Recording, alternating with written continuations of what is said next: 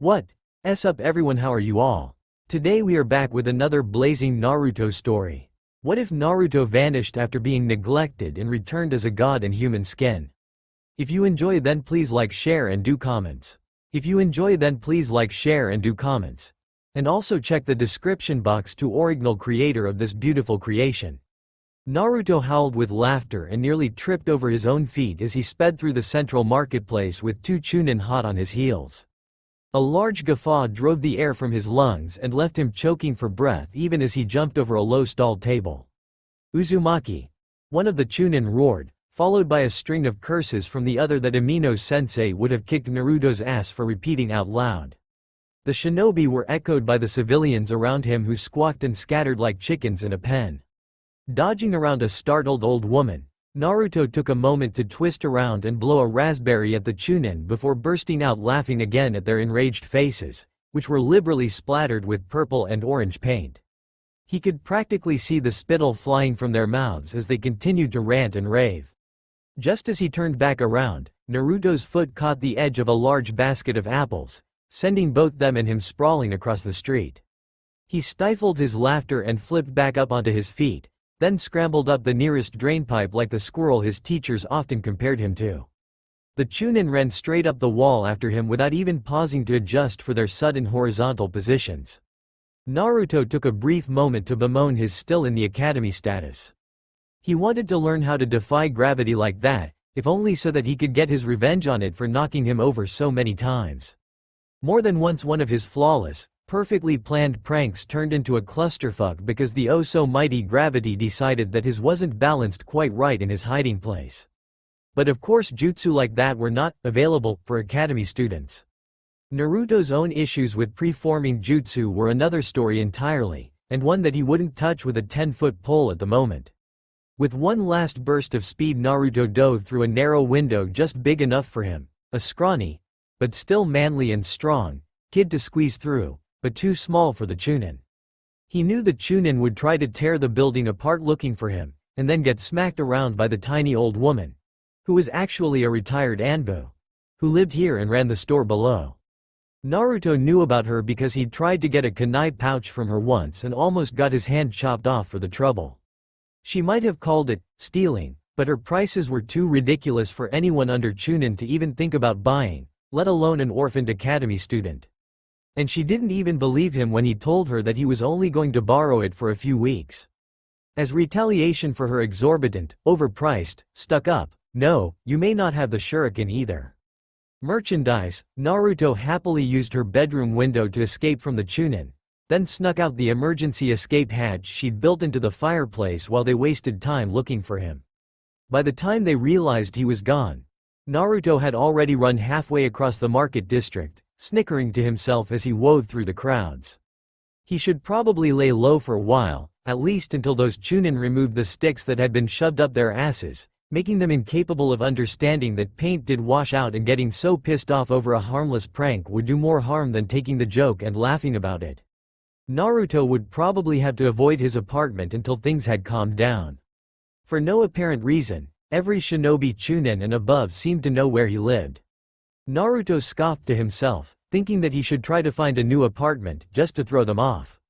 Not that he was too worried about anyone getting into his apartment, it was lethally booby-trapped. He'd nearly killed himself a few times getting inside. He should probably remedy that. Shuriken hurt, whether they just cut off a finger or sliced through your jugular. Skirting along the outskirts of the business district, Naruto headed toward where the smaller shinobi training grounds were grouped together. The majority of them were outside the walls, fenced off, and required a shinobi ID to access.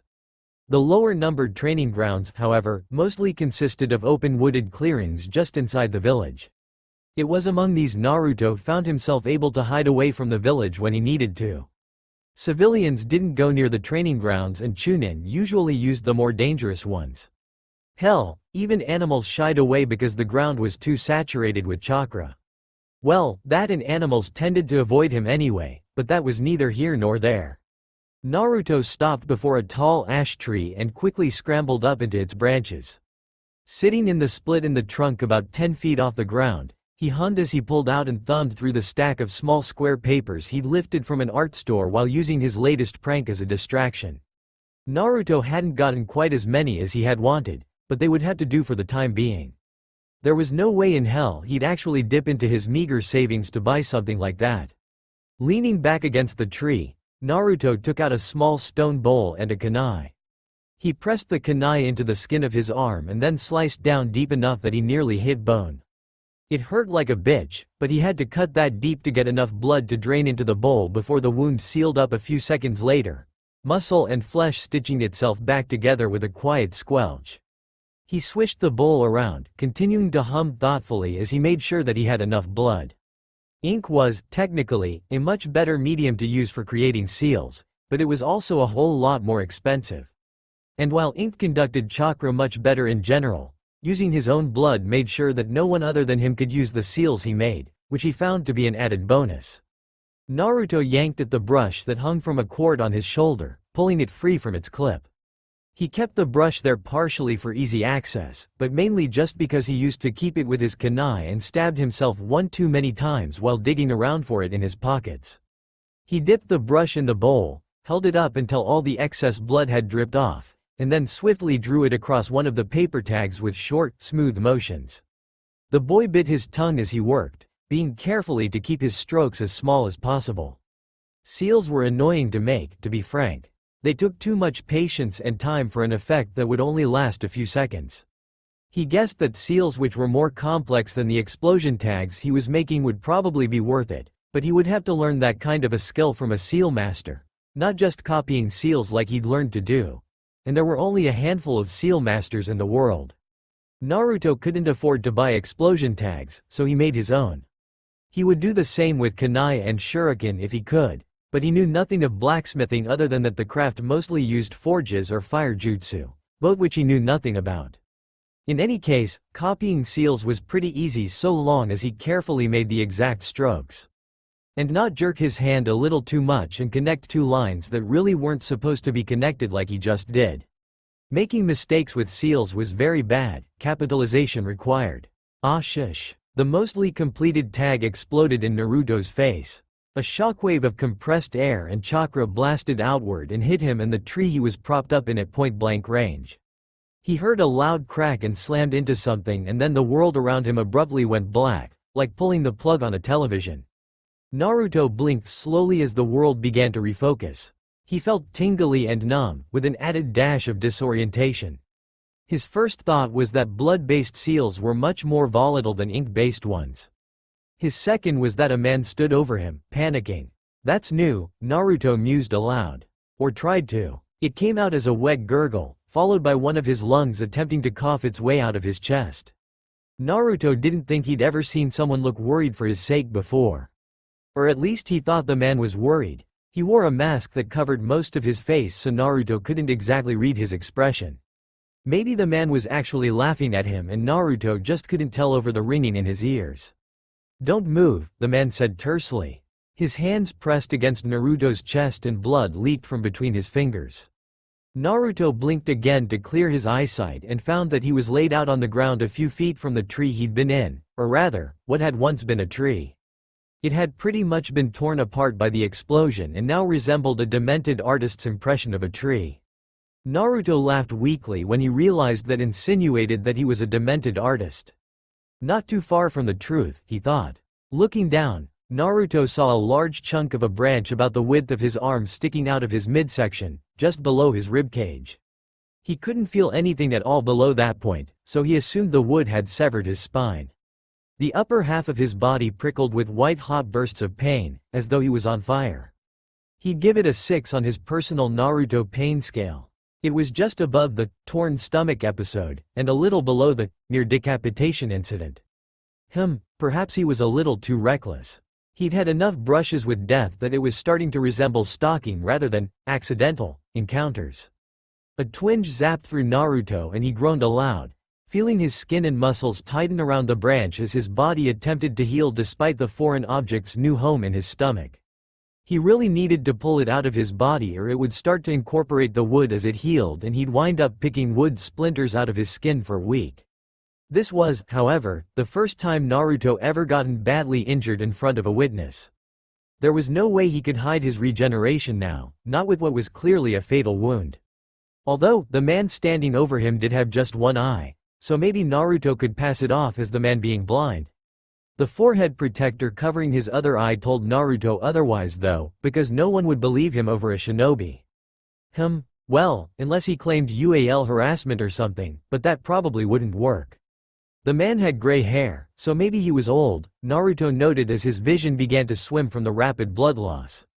That would probably make him a respectable shinobi.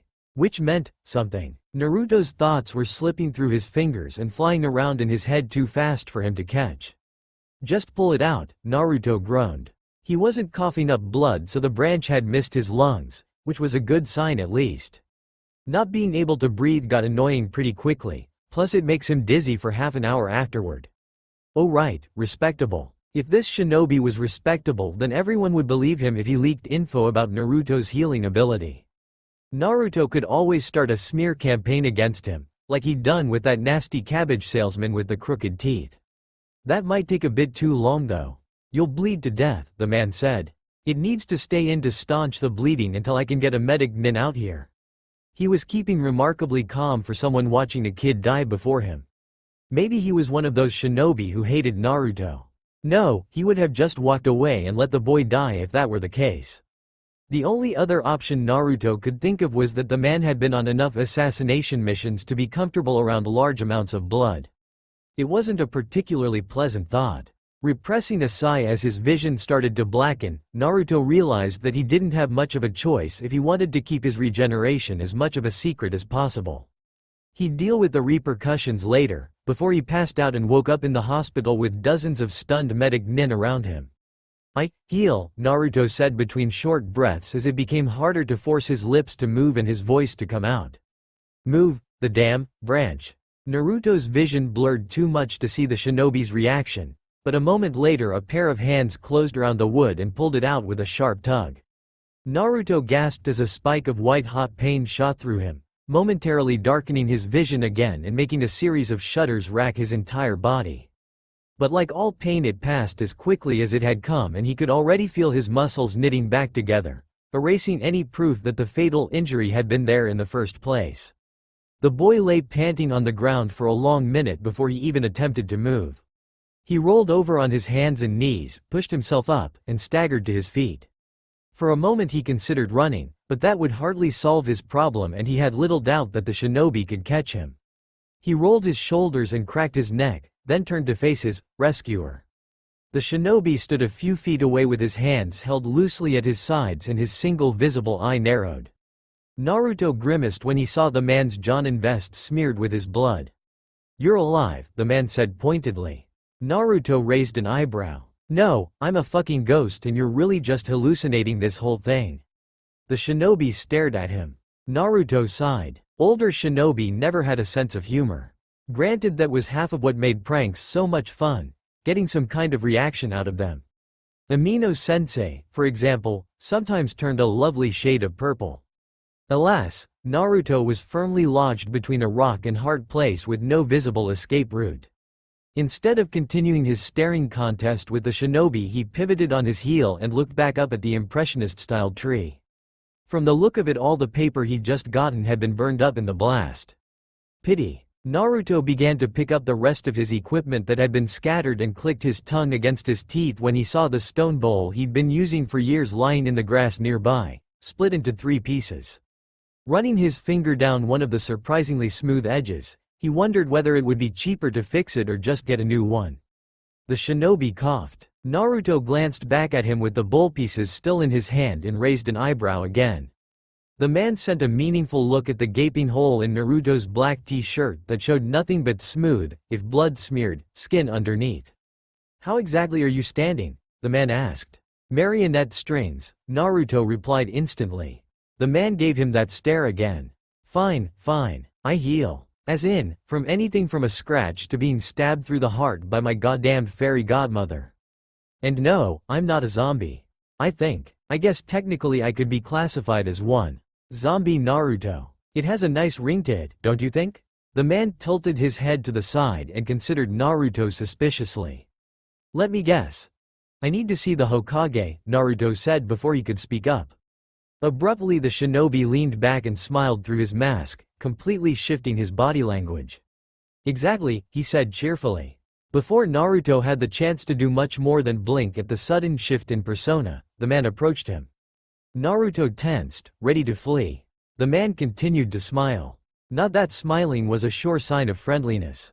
Clowns also smiled, and everyone was well aware that they were just waiting to jump you once your back was turned. Should we go then? Naruto prompted. The shinobi nodded and grasped the blonde's shoulder. Alarmed, Naruto tried to jerk away but the man's grip held like steel. All of a sudden Naruto felt a pulse of chakra and flinched away, and then abruptly the world shifted around him in a dizzying display of colors and shapes before reforming to show a large office around them. A few feet away in front of a large window was a great oak desk, and behind it sat the third Hokage. It didn't take a genius to guess that the man had transported them using the Shunshin Jutsu. Naruto had seen shinobi use it before and been struck by its usefulness, but now more than ever he really wished he could use it. The very thought of the pranks he could get up to with a quick escape route at his fingertips sent a delightful shiver down his spine. Might I ask what you are doing, Hitaki? The Hokage asked the tall shinobi beside him. Naruto frowned up at him, suddenly realizing he barely even came up to the shinobi's waist. Damn tall adults. Here to report an incident, Hokage-sama. Naruto looked back to the Hokage and shifted uncomfortably. The sun shining in from the windows behind the old man made it difficult to see his expression, an effect the Hokage probably 100% intended. The shinobi opened his mouth to explain, but Naruto abruptly cut him off with a curt, "I can regenerate." Both of the older men stared at him, so Naruto shrugged. He knew he wasn't going to get out of this predicament, not without fighting against the Hokage, which pretty much equaled instant capture, and that was not a situation he was willing to go through. So it was better to make sure that there would be no confusion that could lead to an ugly misunderstanding. Plus Naruto hoped to get a few brownie points by coming forward himself instead of having the truth dragged out of him. "I can't die, sir," Naruto continued blithely while staring straight ahead. "No matter what happens to me I regenerate almost instantly. I've survived a number of accidents that should have killed me." There wasn't a single muscle in the Hokage's face that so much as twitched, but there was still a noticeable change in the atmosphere of the office. "Accidents?" the Hokage said. Naruto rubbed the back of his neck. Well, I was kind of clumsy when I was younger and got hurt a lot, but never actually stayed hurt. I didn't really realize it was unusual for a long while, not until..." He cut himself off, swallowing nervously. The Hokage didn't say anything and didn't prompt for him to continue, but Naruto felt the pressure anyway. He glanced between the Hokage and Hitaki. Both of them looked completely impassive and gave nothing at all away. Naruto started sweating a bit more. "Well, okay, this is going to sound kind of bad, but it's really not. I mean, Naruto swallowed again. "Okay, look, I was like 5 years old and I snuck into some shinobi's house while he was on a long-term mission. Only, his house was trapped and I wound up getting locked in a cellar for a couple weeks without any food or water. I got out when he came back and reset everything, but, well, I starved for a long while there. It wasn't exactly fun, but obviously I survived. I think there were a couple other times where I should have gotten killed. I've stabbed myself with kunai a few too many times." "Show me," the Hokage said. Shrugging, Naruto pulled out a kunai and drew a shallow slice across his palm. He held his hand up so that the Hokage could watch as the cut quickly faded away before any blood could even drip out. The third stared at Naruto for a long minute. His wrinkled old thumb ran up and down the length of his pipe, though he didn't move it anywhere near his lips. His gaze was unreadable and Hitaki stayed silent beside Naruto. "This bears some thought," the Hokage said at last. "Why did you not come forward with this earlier?" Naruto blinked owlishly at him. "And say what, exactly?" he asked with a snort.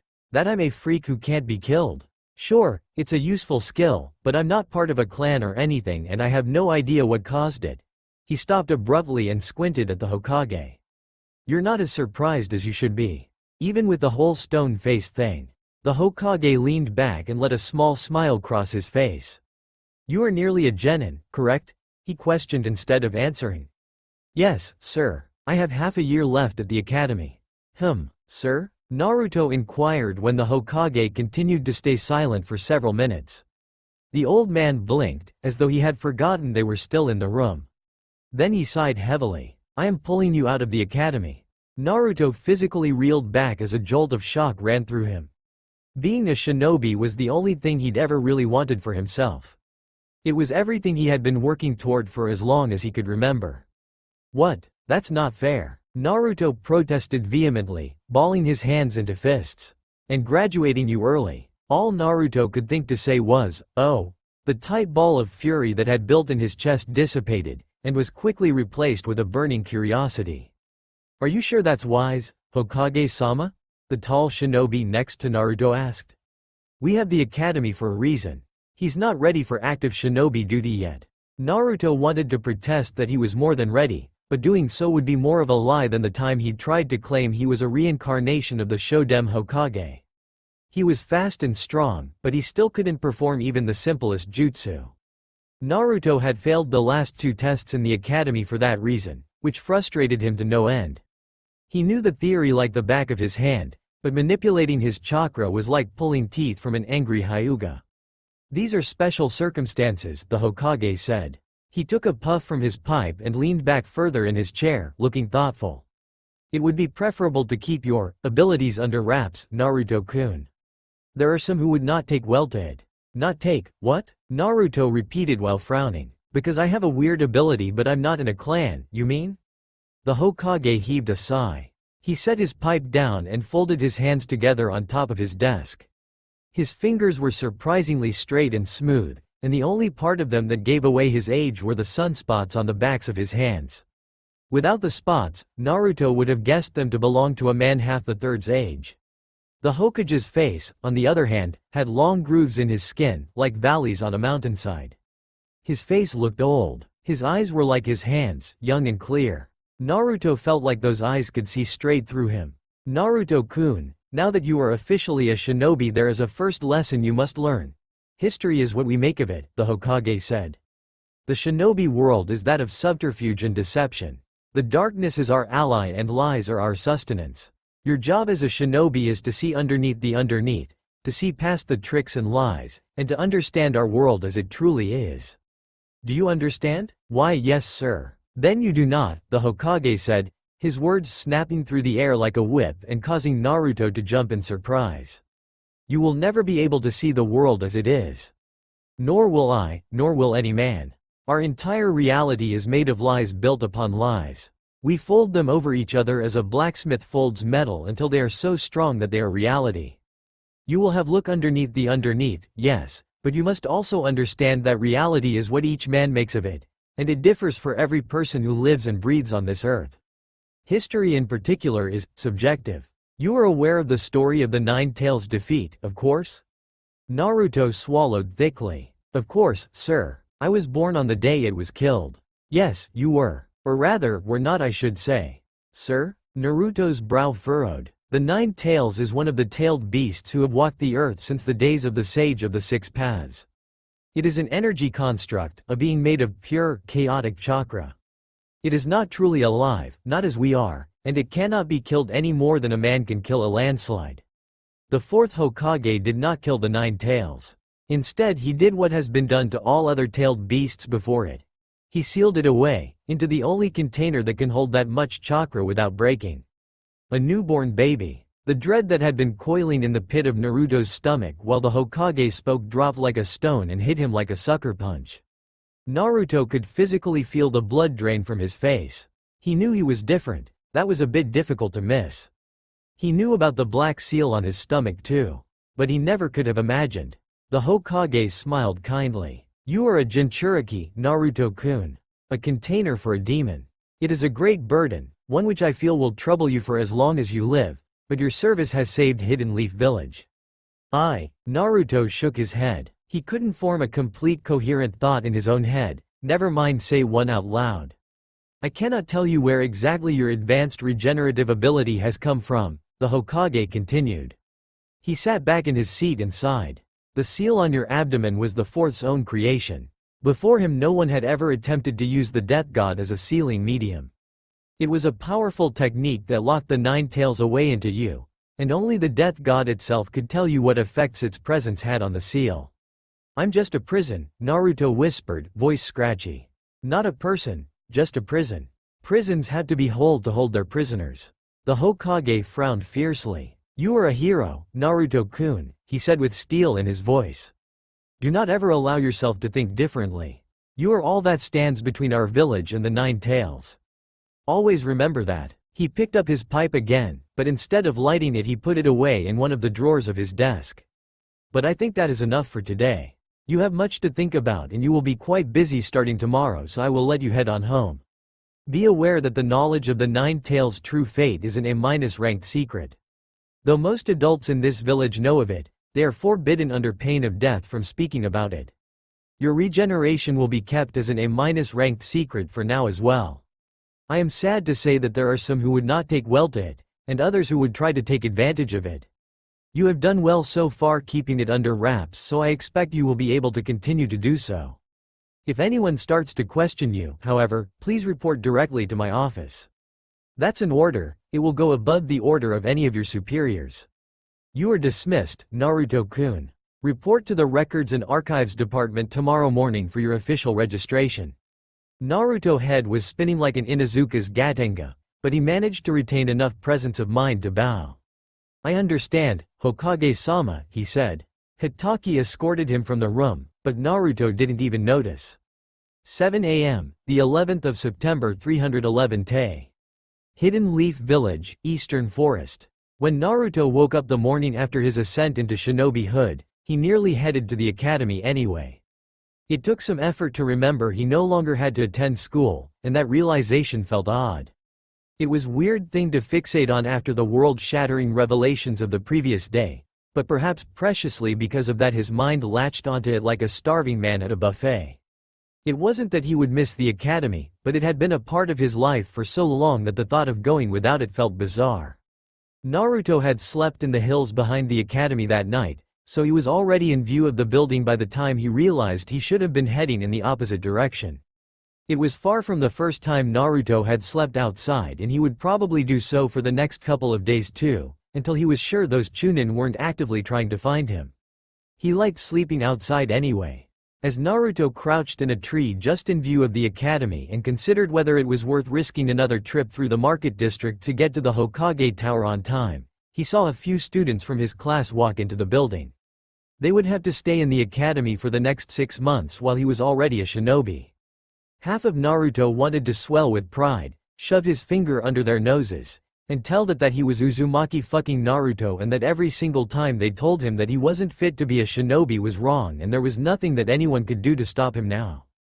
The other half of Naruto, a very small part that he rejected faster than a prostitute with syphilis, felt like he'd cheated to get where he was. But if that was true, then his entire existence, 9 tails and all, was a cheat. And besides, the Hokage's words still echoed in his ears, shinobi lie. Ultimately Naruto decided to take the risk and ran to the Hokage Tower in record time.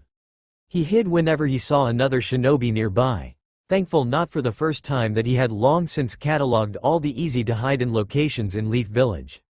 When he reached the tower he raced up the stairs to the 3rd floor while jealously wishing again that he could walk up walls like most shinobi, a thought that turned him suddenly giddy when he realized now he could learn the technique. The 3rd floor of the Hokage Tower was dedicated to record keeping. It was rumored to contain entire vaults full of files and old scrolls, along with the registration center. Unfortunately for Naruto, there was a disgruntled shinobi guard stationed at the floor's stair landing. "Whoa, kid," the man said when Naruto started to walk past him. His hand shot out to block the doorway. "This is a restricted floor. Shinobi access only." Naruto rolled his eyes. "I'm heading to registration, genius. Now if you wouldn't mind." The man snorted. "Let me give you a tip, brat. If you want to be a shinobi, you need to learn to tell lies that are actually believable. The next Genin graduation exam isn't for 6 months. As utterly brilliant advice as that is, because I'm so obviously new to telling lies, I'm a unique case and I have an appointment with the Hokage to get to. Just because you weren't told that I would be coming doesn't mean you shouldn't at least check with your superiors who, in this case, are waiting in the registration room just beyond that door. Naruto finished with a flourish, pointing into the room past the entrance. The shinobi scowled and drew himself up to his full height.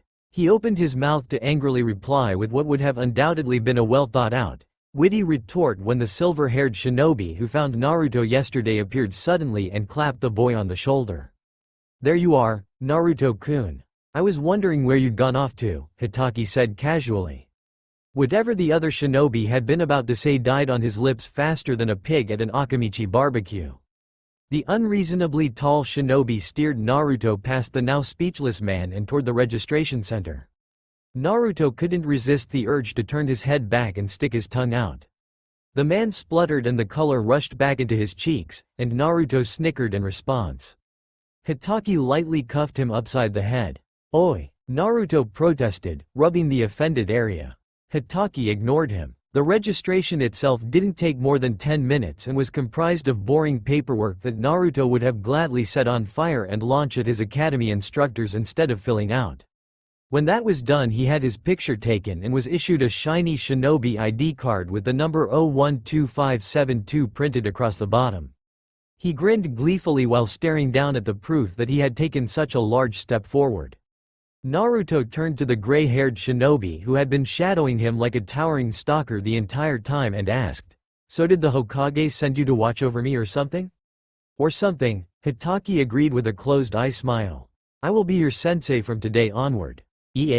What about my genin team? You're an odd one out right now, so you won't have one. It'll be just you and me," he said. Naruto crossed his arms over his chest and stuck out his chin. "You haven't even told me your name yet or who you are. And for that matter, how did you come across me yesterday?" The man shrugged and started to lead him out of the tower. Naruto hesitated for a moment before following. "Hitaki Kakashi, Jonin of Hidden Leaf Village," he said. "As for your last question, that's a secret. Please don't tell me you're going for the mysterious old man effect," Naruto scoffed. He couldn't quite believe the man had just come across him by coincidence. Even he wasn't that unlucky. Hitaki hummed thoughtfully. "Well, I may be the master of all things mysterious, but I'm not old." "You've got gray hair," Naruto pointed out. "Underneath that mask you must be a wrinkly old man. Think what you like," Hitaki replied with a cheery tone. Huh, that was the first time Naruto had gotten a reaction like that. Generally people just got angry at him. "You're an old man," he declared again whilst watching Hitaki from the corner of his eye. "And I bet you've got some kind of horrible lip deformity and that's why you wear that mask. It's slowly spreading across your face and has even made it up to your left eye. You try to pretend it's all right, but really you cry yourself to sleep at night while wishing for a princess to come along and accept you for who you really are, deformity and all." Hitaki shot him an odd look. "It looks like I really will need to keep you in line," he said, amusement clear in his voice. They finally reached the street and still Hitaki walked on without explaining where they were headed. "To stop me from running around, transforming into a demon, and destroying half the known world?" Naruto asked while absently wondering if he could just slip away. There were a couple of pranks he wanted to get done by the end of the week. "If you get in trouble, it will fall on my head now." Naruto grinned brightly at that. "I'll have to keep that in mind. Which means no more pranks," Hitaki continued on blithely as though Naruto hadn't spoken. "Every time you get in trouble I'll tack on a night training session. Which means no sleep, no food." He sounded far too happy with the idea of such training. Naruto scoffed under his breath and intertwined his fingers behind his head, relaxing as he walked. Internally, he was more pleased than he probably should have been. He had a teacher, someone who was actually willing to train him, for the first time in his life. Naruto wasn't like the other kids in his class, who had their parents to teach them, and he'd always been more of a hands-on learner rather than being book smart, so the academy hadn't been an ideal learning environment for him. All his life he'd been fighting to prove to everyone around him that he had what it took to be a shinobi, and now he was one. Internally, Naruto was happier than a Yakuza boss on crack. As the buildings began to thin out around them, Hitaki continued his slow, lazy pace. "Can't you just shunshun us there?" Naruto grumbled. "Or at least, run. Patience is a virtue," Hitaki retorted. "Oh, of course, I forgot that being a shinobi is such a virtuous profession. Let me go get my poetry books and dancing fans so that I'll be all set." Hitaki grinned beneath his mask. "Don't forget your kimono, Miss Naruto." I'm sure all the boys will be complimenting how it goes with your eyes by the end of the day. And I'm sure all the old grannies are converging around your house, just waiting to get their hands on you. You must be quite popular, being the elder master of mysteries, Naruto shot back. Hitaki looked distinctly green at the thought. They entered a simple forested training ground not too far from where they had first met the day before. Flipping around his attitude again, Hitaki beamed down at Naruto, who suddenly had a very bad feeling, akin to the last time he'd tried to paint lewd symbols on the side of the Hyuga complex only to wind up twitching on the ground and thrown out with the trash. First, let's start off with introductions, Hitaki said. Likes, dislikes, hobbies, dream, etc. Naruto nodded slowly. Alright, I like messing with people and seeing their reactions. I dislike assholes and people who can't take a joke. My hobbies are training and pranking, and my dream. He frowned and let his eyes flick over the clearing. I want to become stronger than the Nine Tails. Hitaki quirked an eyebrow and said, that's an interesting goal. Naruto set his feet shoulder-width apart, crossed his arms over his chest, and scowled up at him. For as long as I can remember, people have always looked at me differently from everyone else. Now that I know about the Nine Tails, I understand why. But I didn't choose to be the Nine Tails Jinchuriki. I don't want to be just some cage. I want people to look at me and see Uzumaki Naruto, a goddamn awesome shinobi. So I'll become stronger than the Nine Tails and make them see me. For a long minute Hitaki stared at him with an unreadable gaze. He shook his head and then made an odd gesture with one hand. Well, it's a lofty goal, that's for sure, he said. Let's see how well you can do though. How about a simple test of ability? Then he vanished and Naruto stood gaping at the grass, and then a high kick slammed into the side of his head and sent him flying through the air. Naruto collided hard with the ground and rolled into a crouch, hissing in pain and clutching at his arm where some skin had been scraped off. Damn, the man hit hard. Naruto barely had the time to blink before Hitaki appeared in front of him again, and then he ducked and dodged and barely managed to avoid getting hit as the Jonin drove him backward. With a gasp Naruto rolled under another punch and tried to strike back, but Hitaki was gone and then behind him and Naruto had to lunge forward or get his skull cracked open by a speeding fist. Desperate for even just a moment to gather his wits, Naruto quickly took out a kunai that already had an explosion tag wrapped around its handle and flung it into the ground between them. Hitaki replaced himself with a log and Naruto turned tail and preformed a tactical retreat, otherwise known as running like hell for tree cover. He slid behind a couple of bushes, panting for breath as the few injuries he had managed to garner, in just a few seconds of fighting, healed and disappeared without a trace. Hitaki was nowhere to be seen. That scared the crap out of Naruto more than when the man was in his face. Naruto tensed up and scanned the trees, looking for any sign of movement. Every leaf blowing in the wind made his gaze snap toward it, every animal scampering through the underbrush.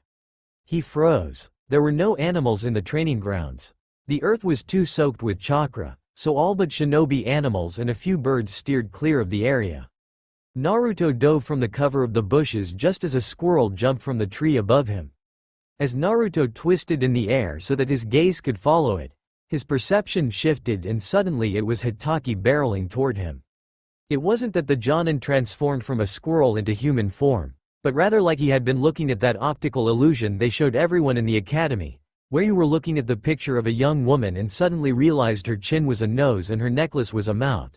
And then you realized you were looking at the picture of an old woman in the same picture and it was a henge, Naruto realized abruptly as his mind refocused on the problem at hand. A genjutsu he had seen 1,000 times before, but never seen used in battle. Suddenly it seemed a whole lot more useful. Naruto twisted around to land on his hands and preformed a handspring to avoid Hitaki's sweeping kick. He flipped back and blocked the next punch, which sent a shock running up his arm and through his shoulder. Naruto gritted his teeth and grabbed Hitaki's arm, intending to pull him into arm's reach so that he could actually fucking hit the man. But instead Hitaki tossed him over his shoulder, slamming Naruto into the ground and then followed up by smashing his foot into Naruto's chest. Naruto gasped in shock as several of his ribs audibly cracked and white spots danced before his eyes as a wave of sharp, hot pain washed over him. Thanks to your healing, I don't have to hold back with you, Hitaki said cheerfully as he stood over the boy. The training may be harsher, but you'll learn more quickly than most people. Naruto spluttered out a curse directed at Hitaki's mother as he lay on the ground wheezing. He could feel his ribs healing already, but it still hurt like hell. Damn. Evening. Knowing that Hitaki was good, Naruto didn't expect that he'd be so monstrously fast and strong. And Hitaki wasn't even going full out, thank God. Naruto couldn't begin to imagine how quickly he would have gotten killed had the Jonin been serious or even just used anything above academy-level jutsu. Now that's not very nice, Hitaki chided. He reached into one of his pockets and Naruto tensed, but his hand came out with nothing more than a slim orange book. He promptly buried his nose into and started to giggle quietly. Naruto eyed him warily, but Hitaki didn't seem inclined to attack again. So are you going to teach me anything now? Naruto asked as he slowly sat up. He could already feel the aches fading and his energy returning. Or just beat me into the ground some more? Hitaki smiled over the top of the book. I won't teach you anything until you've mastered your academy skills, he said. And I dare say that your ninjutsu is terrible at best. You didn't even try to use any. Grumbling, Naruto jumped to his feet and picked up the tattered, grass-stained remains of his jacket. He eyed the now barely recognizable orange material for a second and then deemed it irreparable, and Hitaki hadn't even used any weapons. Great, that was 2 outfits in as many days. More money down the drain. And Naruto didn't dare try to shoplift from one of the shinobi clothing stores again. Word had gotten around and he was pretty much a banned customer now in the main shopping district. It ain't my fault that they don't work, Naruto said. I know exactly how to do the jutsu. I should be able to do them perfectly. But when I perform a jutsu it just, sorta twists out of my control. Can you explain what your chakra does when you try? Naruto looked up at Hitaki in surprise. The man was still reading, but his tone sounded more serious than it had all day. Well, it's like water, Naruto said, faltering as he grasped around for the right words. Like I'm trying to pour water through my hands, except the faucet is on as high as it can go and the water is too strong for me to do anything about. He gestured vaguely with his hands. So even while I'm trying to direct it, it just goes in all different directions and just goes. He trailed off and scratched the back of his head. Show me the leaf exercise. What? Naruto blinked in surprise. Hitaki lowered the book and raised his eyebrow. The leaf chakra exercise. It's one of the first things you learn in the academy. Naruto rolled his eyes. Yes, I know what it is, he said dryly. But why? And the book went back up. Listen to your sensei, Naruto-chan. Sighing, Naruto picked up the nearest leaf. Why did he have to get stuck with a sensei who was completely insufferable? Yeah, whatever you say old man, he said. He untied his forehead protector. He was still giddy at the very thought of having one, and placed the leaf on his forehead. As always, it took a try or two to get the leaf to stick without blasting off his forehead, but eventually he managed it. Naruto jumped when Hitaki snapped his book close and put it away. He straightened up unconsciously, eagerly wondering what Hitaki would teach him. Practice your taijutsu kata until 1500. I'll see you here at 0600 tomorrow, Hitaki said. Then he grinned gleefully. And I'll know if you skip out on your kata, Naruto-chan. And then in a swirl of leaves, he left. Naruto stared at the spot Hitaki had stood in and wondered if had been stuck with a sensei, or just a stalker who taunted children for fun. Hitaki arrived at the training ground 2 hours late the next morning. Oh sure, now you show up, Naruto groused. What, did your makeup take too long to put on this morning? He had spent the previous day repeating the same boring kata over and over, and then started to do the same that morning while waiting. It didn't help that he had been jumpy the entire time, half expecting to get ambushed by his new teacher. A black cat crossed my path so I had to circle around the village to avoid it, Hitaki said with a grin. Was he a pathological liar too? And did the cat make you unable to use Shunshin? Naruto asked pointedly. It was a magical cat, Hitaki replied without missing a beat. It also gave me these. He held up his hand to show that he was holding what looked like a pair of silver bracelets. Naruto raised an eyebrow. For your old granny harem, I presume. Was it just him or was there a slight twitch in Hitaki's eye? Now Naruto-chan, play nice, he chided. These are chakra repressors. They're generally used by the interrogation and detention department. Hitaki-sensei. Naruto released a mock horrified gasp. How could you expose your student to something so kinky? You're supposed to be teaching me, not corrupting me. Yes, there was definitely a twitch there. Hitaki looked kind of like that one smiley samurai on that show that only aired in the middle of the night. It had horrible acting and special effects, and more gore than a B-rated movie, but somehow Naruto couldn't stop watching it. Ultimately Hitaki just smiled again, though it seemed to be more of a, just wait, I will skin you while you sleep, smile than a happy smile. Come now, don't be difficult, he said. In an instant Hitaki crossed the distance between them and slapped one of the bands shut around Naruto's wrist. The boy's eyes widened in shock at the feel of cold metal closing around him, squeezing a portion of his chakra back. He ripped his wrist from Hitaki's hands and swung his other fist at him, just barely missing his nose as Hitaki leaned back. With a feral snarl Naruto scrambled backward. He tugged at the manacle frantically and his eyes darted around, looking for the quickest escape route. Naruto. He turned to take off into the forest but suddenly Hitaki was there, pinning his arms behind his back. Naruto struggled against Hitaki with every ounce of strength he had. As he twisted he bit Hitaki's arm, sinking his teeth deep into the man's skin and then clamped his jaw down as hard as he could. Blood started to leak out into Naruto's mouth and Hitaki tried to shake him off, but he still had Naruto's arms held behind the boy's back so Naruto refused to let go. Naruto kicked out with his legs and struck Hitaki's torso, but the Jonin didn't so much as grunt. Naruto tried to get Purchase to push away, but Hitaki was like a steel cage holding him down. God, they were going to lock him up now, weren't they? That's what this was really all about. They were taunting him with freedom, with his dream, making him think that he was going to be a shinobi when really they thought he was too dangerous to walk around. They were going to throw him into a cell without any windows and it would be cold and dark and he could smell the earth closing in around him, ready to swallow him whole and imprison him for the rest of eternity. Hitaki abruptly twisted Naruto's upper arm, causing the boy to hiss through his teeth. Naruto, calm down, Hitaki said firmly. Naruto stared up at Hitaki. His mouth was clenched around Hitaki's forearm and his heart pounded in his chest, nearly ready to rip its way out of his ribcage. As it gradually slowed down he realized he had been panicking, and that Hitaki was still holding him down instead of carting him off. Hitaki's expression, at least what he could see of it, looked unruffled and detached, like the professional killer he was. It kind of made Naruto want to hit him. Again, when Hitaki didn't seem inclined to knock him out, Naruto slowly released his arm. The man let him go and Naruto warily took a step away from him. Better? Hitaki said dryly. Naruto spat out the blood in his mouth and wiped his lips, though that just smeared the blood more. He held his head up high and said, yeah, well, you surprised me. You should know not to surprise a shinobi. You seemed more like a wild dog than a shinobi. What is this thing anyway? Naruto asked. He thrust the wrist with the manacle toward Hitaki and ignored the comment.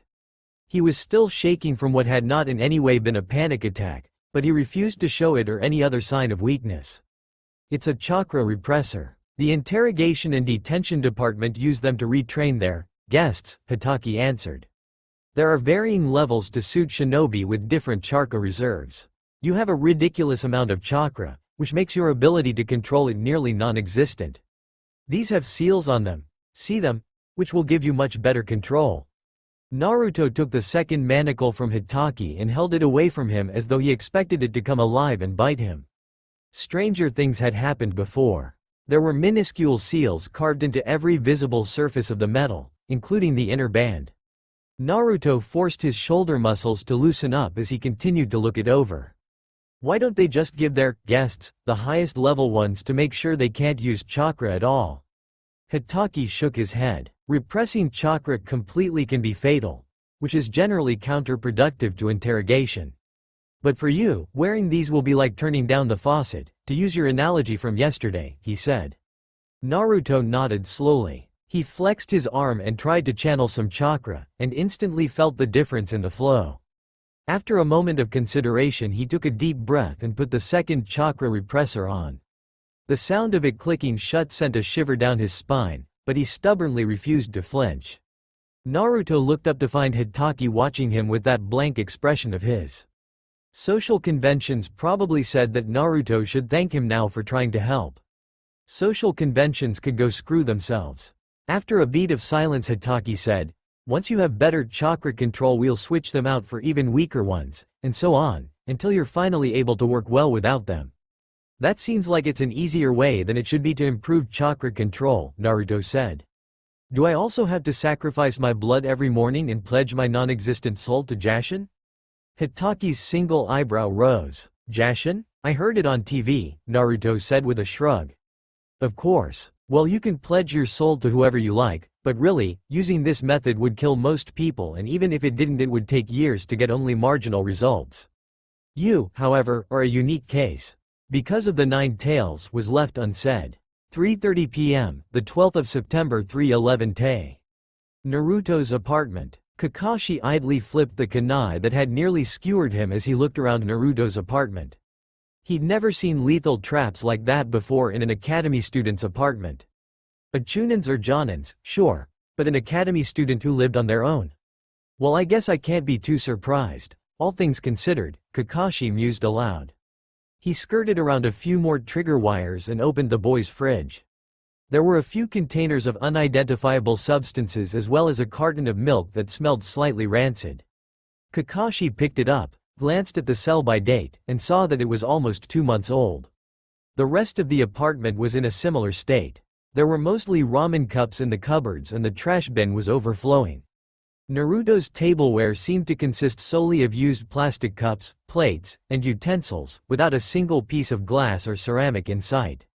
Despite the clutter, it was primarily scrolls and textbooks that littered the floor of Naruto's living room, rather than trash. Kakashi glanced through one that laid open on the table and was surprised to find that the chapter on chakra basics had a myriad of detailed notes scribbled in margins. Perhaps he needed to take a closer look at Naruto's academy grades before he started teaching him, Kakashi thought. On the Hokage's orders, he'd been tailing the boy on and off for months now, but during that time he'd never noticed anything particularly odd about him. He paid attention in class, but his grades didn't reflect that. He had no real friends and spent most of his time training in the interior training grounds or playing pranks on seemingly random villagers. Kakashi opened the door to the tiny closet in Naruto's bedroom and a mess greeted him again. Scrolls shoved into the corners with dirty clothes hanging off them. And only a couple of hangers in sight. His wardrobe didn't have much variation, Kakashi thought. He poked at a t-shirt that had been stretched over a can of paint. With a small trace of guilt, he realized that the hideous orange and blue jacket he'd accidentally destroyed during Naruto's training had been the boy's only one. Without it, Naruto had taken to wearing the cheap black t-shirts that he seemed to have in droves, a handful of white t-shirts, and his loose orange pants. There were no other clothes in the closet. No extra pairs of pants, no coats, no socks.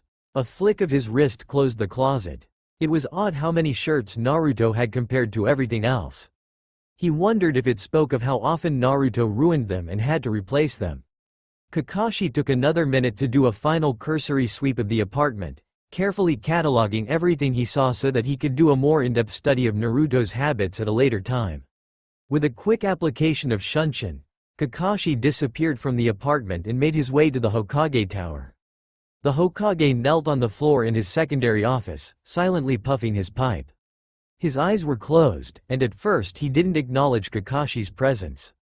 His chakra flared slightly and the unseen Anbu guardians vanished, leaving the two of them alone. His chakra flared again, activating the security seals that covered every square inch of the room, and then at last the third Hokage opened his eyes. "Your thoughts?" Kakashi placed his hands in his pockets and leaned back, the picture of nonchalance. "I think I'll wait to see how he handles the 3 basic academy jutsu before I decide what to teach him," he said. The Hokage took another few puffs on his pipe, then took it out and laid it down at his side. "You have been watching Naruto-kun for a while now. I would have thought you would know him well enough to already have a plan." "Naruto is not what I expected," Kakashi replied with a shrug. "I never had the chance to notice how quickly he heals, so it's difficult to gauge what else I may have missed. His mid-ranking grades made me believe he was an average student, until I learned about his complete lack of chakra control, which was rather understated in his file. We don't know how smart he is or how strong he is, or whether the 9 tails has any influence over him or not. He has been hiding for years, so I'm not prepared to make any assumptions on what he can do." With a heavy sigh, the Hokage nodded and asked, How did the chakra suppressors you ordered work out? Well enough. They didn't kill him at least, so he has even more chakra than I'd suspected. He had a severe panic attack when I first tried to put them on him though. I believe he may have some serious form of claustrophobia, from his time trapped in that cellar, I assume. Hokage-sama frowned heavily. You noticed no similar symptoms before this? Kakashi shook his head and said, no, nothing. He seems fine in closed rooms and I've seen him crawling through small spaces before.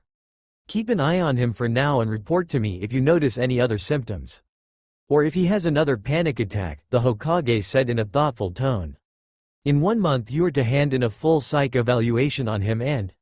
He paused for a moment, pursing his lips. And advise what you believe his threat level is. Sir? The Hokage's eyes were like 2 hard pieces of flint, cold and unforgiving. Kakashi involuntarily straightened his back and clenched his fists. The Hokage could be terrifying even without an ounce of killer intent in the room. Honestly, at the moment I am more concerned with Danzo. He has become more active recently. I fear that Root might not be as disbanded as he has promised, he said. And even if that is not true, he has been pushing for me to turn Naruto into a weapon for years. There is no doubt in my mind that if he learned of Naruto's abilities, he would take matters into his own hands. I want you to keep a close eye on Naruto. If anything suspicious happens, either on Danzo's end or Naruto's, then bring the boy in. Shall I investigate Root as well? Kakashi asked, as quietly as you can. Use your Anbu cover for that while focusing on assessing and training Naruto in between. You have 6 months to get him fully caught up on the academy material, and then I will give you an official team. There was a note of finality in the Hokage voice that couldn't be taken for anything other than a dismissal. Kakashi bowed and disappeared in a swirl of smoke. In a dark upper corner of the room a small moth shook its wings and vanished. 10 a.m., the 8th of November 311 Te. Takagi residence. Oh, and you should have seen Lord Kenta. Takagi Shijimi, the fire daimyo's wife, prattled on. By the end of the night he was stumbling around like a common drunk. Lady Akemi was positively mortified. She gasped as though horrified, but her eyes were bright as she rapidly tapped her lips with her silk fan. How terrible, Danzo said evenly. He sat stiff-backed in a formal tea room and could already feel a dull ache settling into his knees. He ignored it. Shijimi sat across from him, along with her 16-year-old nephew, Takagi Akihito.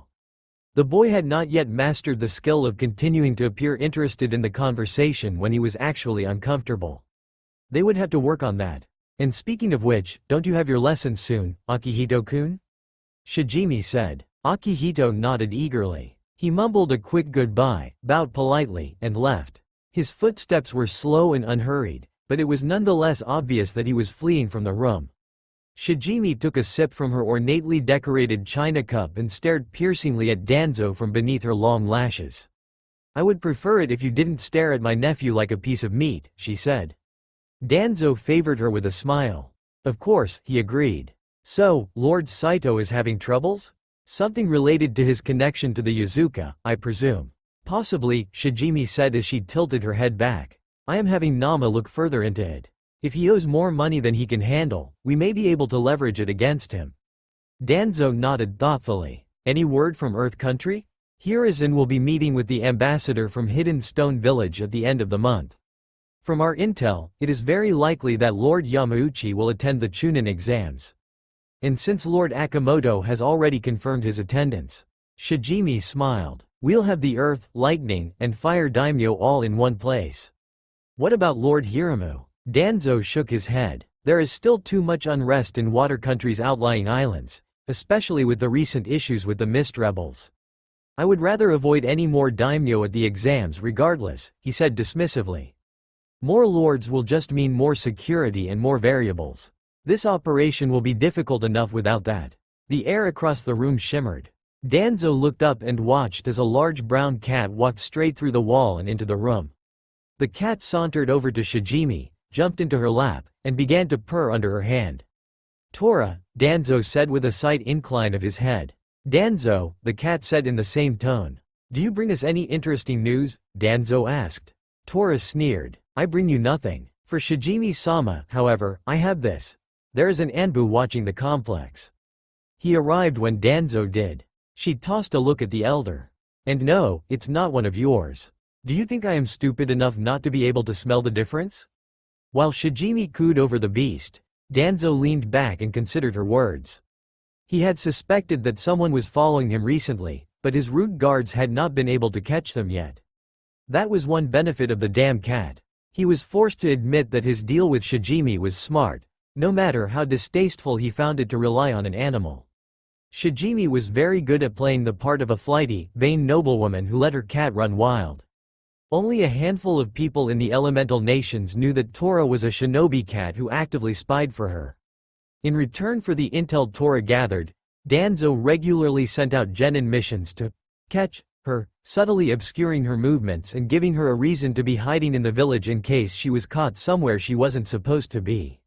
Only once had someone figured out what Tora could do.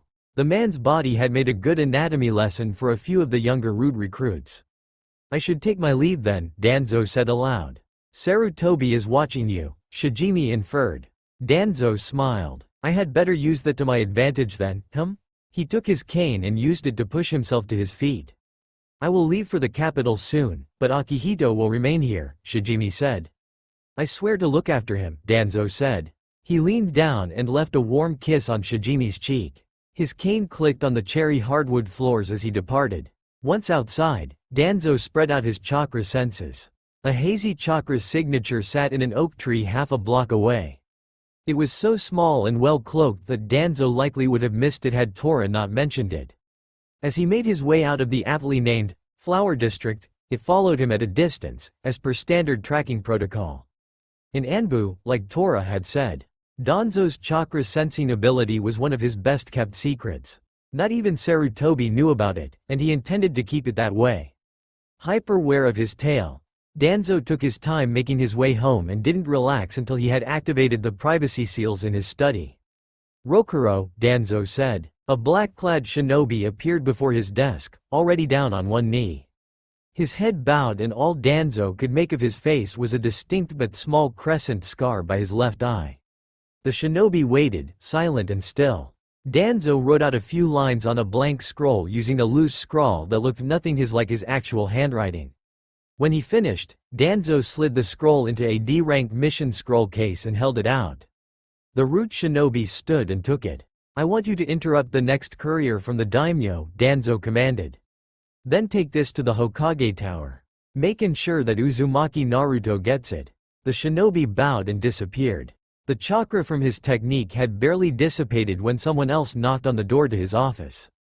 Danzo reached out with his senses and confirmed the person's chakra. Enter. A dark-haired boy slipped inside. I saw a flash of lightning, sir, he said.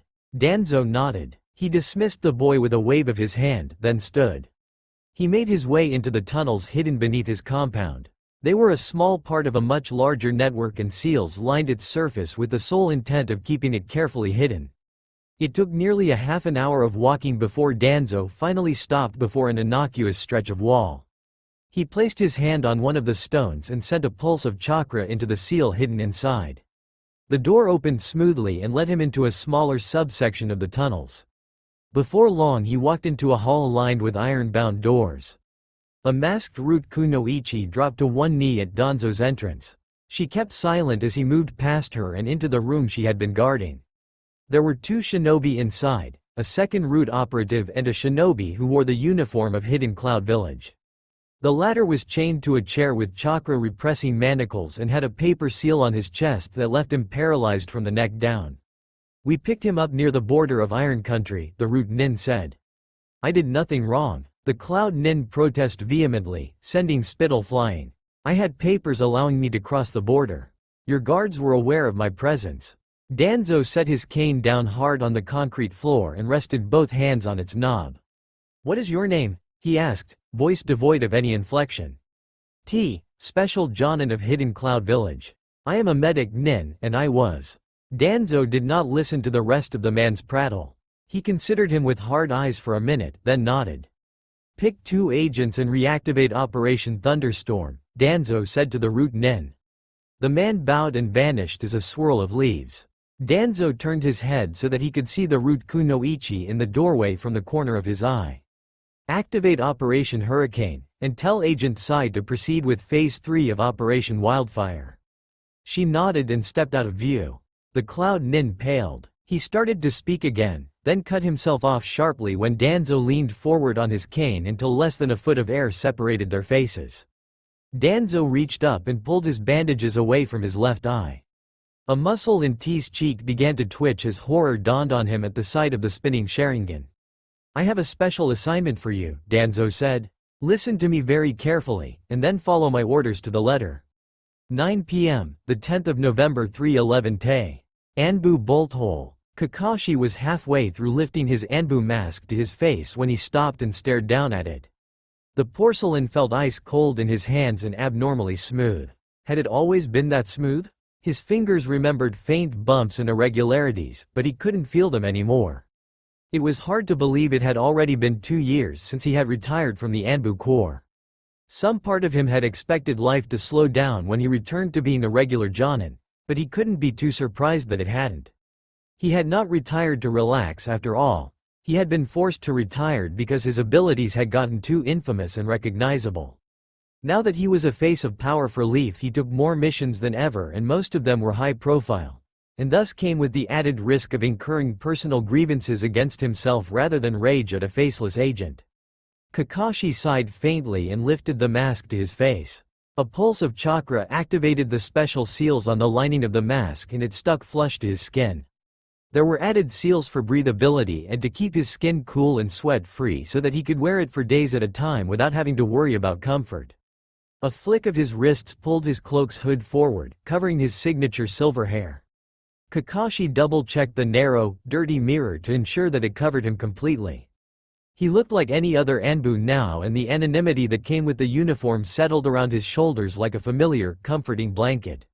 Not even other members of Anbu would be able to recognize him. Contrary to popular belief, mask designs were switched out every few missions to prevent individual Anbu from being identified. Kakashi sealed the bolt hole behind him and took to the roofs. It was dark enough that his cloak blended into the night and helped keep him semi-invisible. He found Danzo easily. He had been tailing the man for a few hours every couple of days for the past month, and while he had not witnessed anything overtly suspicious as of yet, he had noticed that the elder visited the Red Bean Cafe several times a week. And sure enough, there he was. Kakashi crouched in the shadow of a balcony as Danzo exited the building, relying on the shrouding seals of his cloak to suppress any chakra he could be giving off. He followed from a long distance, just barely close enough not to lose Danzo when he turned a corner. It would be easy for Danzo to duck away if he wanted to, but Kakashi wasn't trying to catch him, just follow him. Losing him was far less important than not getting caught. Danzo wound his way through the business district, but made no more stops. When it grew clear that he was heading to the Shimura compound, Kakashi readied himself to give up the night's surveillance as a loss. Then he saw a movement across the street. It might have been nothing, just an animal or a flickering light. Kakashi turned to look into the darkness regardless and sunk back further into the shadows. He channeled a minute amount of chakra into his eyes, just enough to enhance his vision for a moment, and the shapes of the buildings on the other side of the street flared into sharp relief. An Anbu crouched on a windowsill. Kakashi's eyes narrowed. He released his chakra and the lines of the buildings faded away as the darkness blurred his sight. The Hokage would have told him if another Anbu was investigating Danzo. So that likely meant root. It wasn't conclusive proof, not by a long shot, but it was something. The Hokage's fear might not be so unfounded after all. Kakashi waited, perfectly still, for several long minutes after Danzo passed by and the other Anbu followed after him. He did one last scan of the area, saw nothing, and used Shunshin to leave the area. He didn't stop running until he reached one of the Anbu safe houses. It was much larger than a bolt hole, taking up an entire upper floor above a print shop, but it was only a semi-permanent location. Kakashi sighed as he took off his cloak and mask, and began to strip off his Anbu armor. The door clicked open and another man stepped inside. Tenzo, Kakashi greeted him warmly. The man's face turned to him, perfectly blank, but Kakashi could read his surprise in the faint lines around his mouth. "Kakashi-senpai. Special assignment," Kakashi said blithely in response to Tenzo's unvoiced question about why he was in uniform. "How has Hyo been treating you?" Has he gotten under your skin yet? No, sir, Tenzo answered. He has been a delight to work with. Ah, I won't rat on you, Sprout. Promise, Kakashi said, grinning broadly. I believe you, Senpai. Kakashi snorted and waved him off. I've got a surprise. I officially have a student. I am sorry, Tenzo said. For me or for him? Kakashi asked, and then laughed when Tenzo didn't reply. Actually, I may need your help with him eventually, should something go drastically wrong. Tenzo cocked his head to the side and considered Kakashi's words for a second. Uzumaki Naruto, he said, catching on as quickly as ever. Kakashi nodded. He's an interesting kid so far. Like your sensei? Tenzo asked. Kakashi flinched and didn't answer. He said instead, if you have a bit of time, I may be able to use your help. Of course, senpai. I need you to help me trace Shimura Danzo's movements. 11 a.m., November 15, 3:11 Te. Training Ground 16. Hitaki was a bastard. A strong bastard, granted, but still a bastard and really not much of a sensei. His teaching method was pretty much the equivalent of throwing Naruto down a hill, then tossing a boulder down after him. Naruto could take it, of course, but that didn't mean he hadn't broken nearly every bone in his body at some point during that past 2 months, on top of the hundreds of superficial cuts and bruises he got every day. And Naruto loved it, not in a masochistic way, but just the thrill of it. It was exhilarating to push his boundaries for the first time in his life, and doubly so to have a teacher who was solely focused on making him a better shinobi, even if he had to drag him over broken glass to do it. Naruto had never had that kind of attention before, ever, and he almost didn't know what to do with it. Over the 2 months since he had been promoted to genin, Naruto had quickly mastered the 3 academy jutsu, by performing them over and over and over until he nearly keeled over from exhaustion, which was no small feat considering his overabundance of stamina. Hitaki was still attempting to shape his taijutsu into something that marginally resembled an actual style. Personally, Naruto was much more comfortable brawling. Stop daydreaming and focus on our spar, Hitaki ordered as his hand shot past Naruto's guard and hit the boy's solar plexus, knocking the wind from his lungs.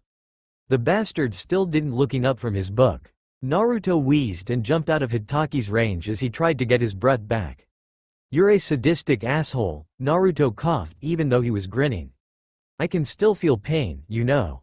Are you saying you can't take it? Naruto's smile turned into a pout. No, stop twisting my words like that. The genin jumped away from another hit and ran up the tree next to him, using chakra to stick to it and then a moment later to push himself away. As he sailed over Hitaki, Naruto grabbed the man's shoulders and tried to pull him down along with him, but Hitaki used the Kawarimi jutsu to replace himself with a log.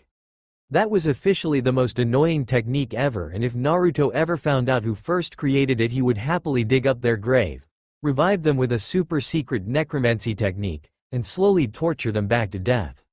Of course, that didn't mean that 2 seconds later he didn't use the technique himself when Hitaki suddenly burst out of the ground beneath him and attempted to grab his ankles. Naruto had been caught in that technique once before and nearly freaked out again, an experience which he definitely did not want to relive.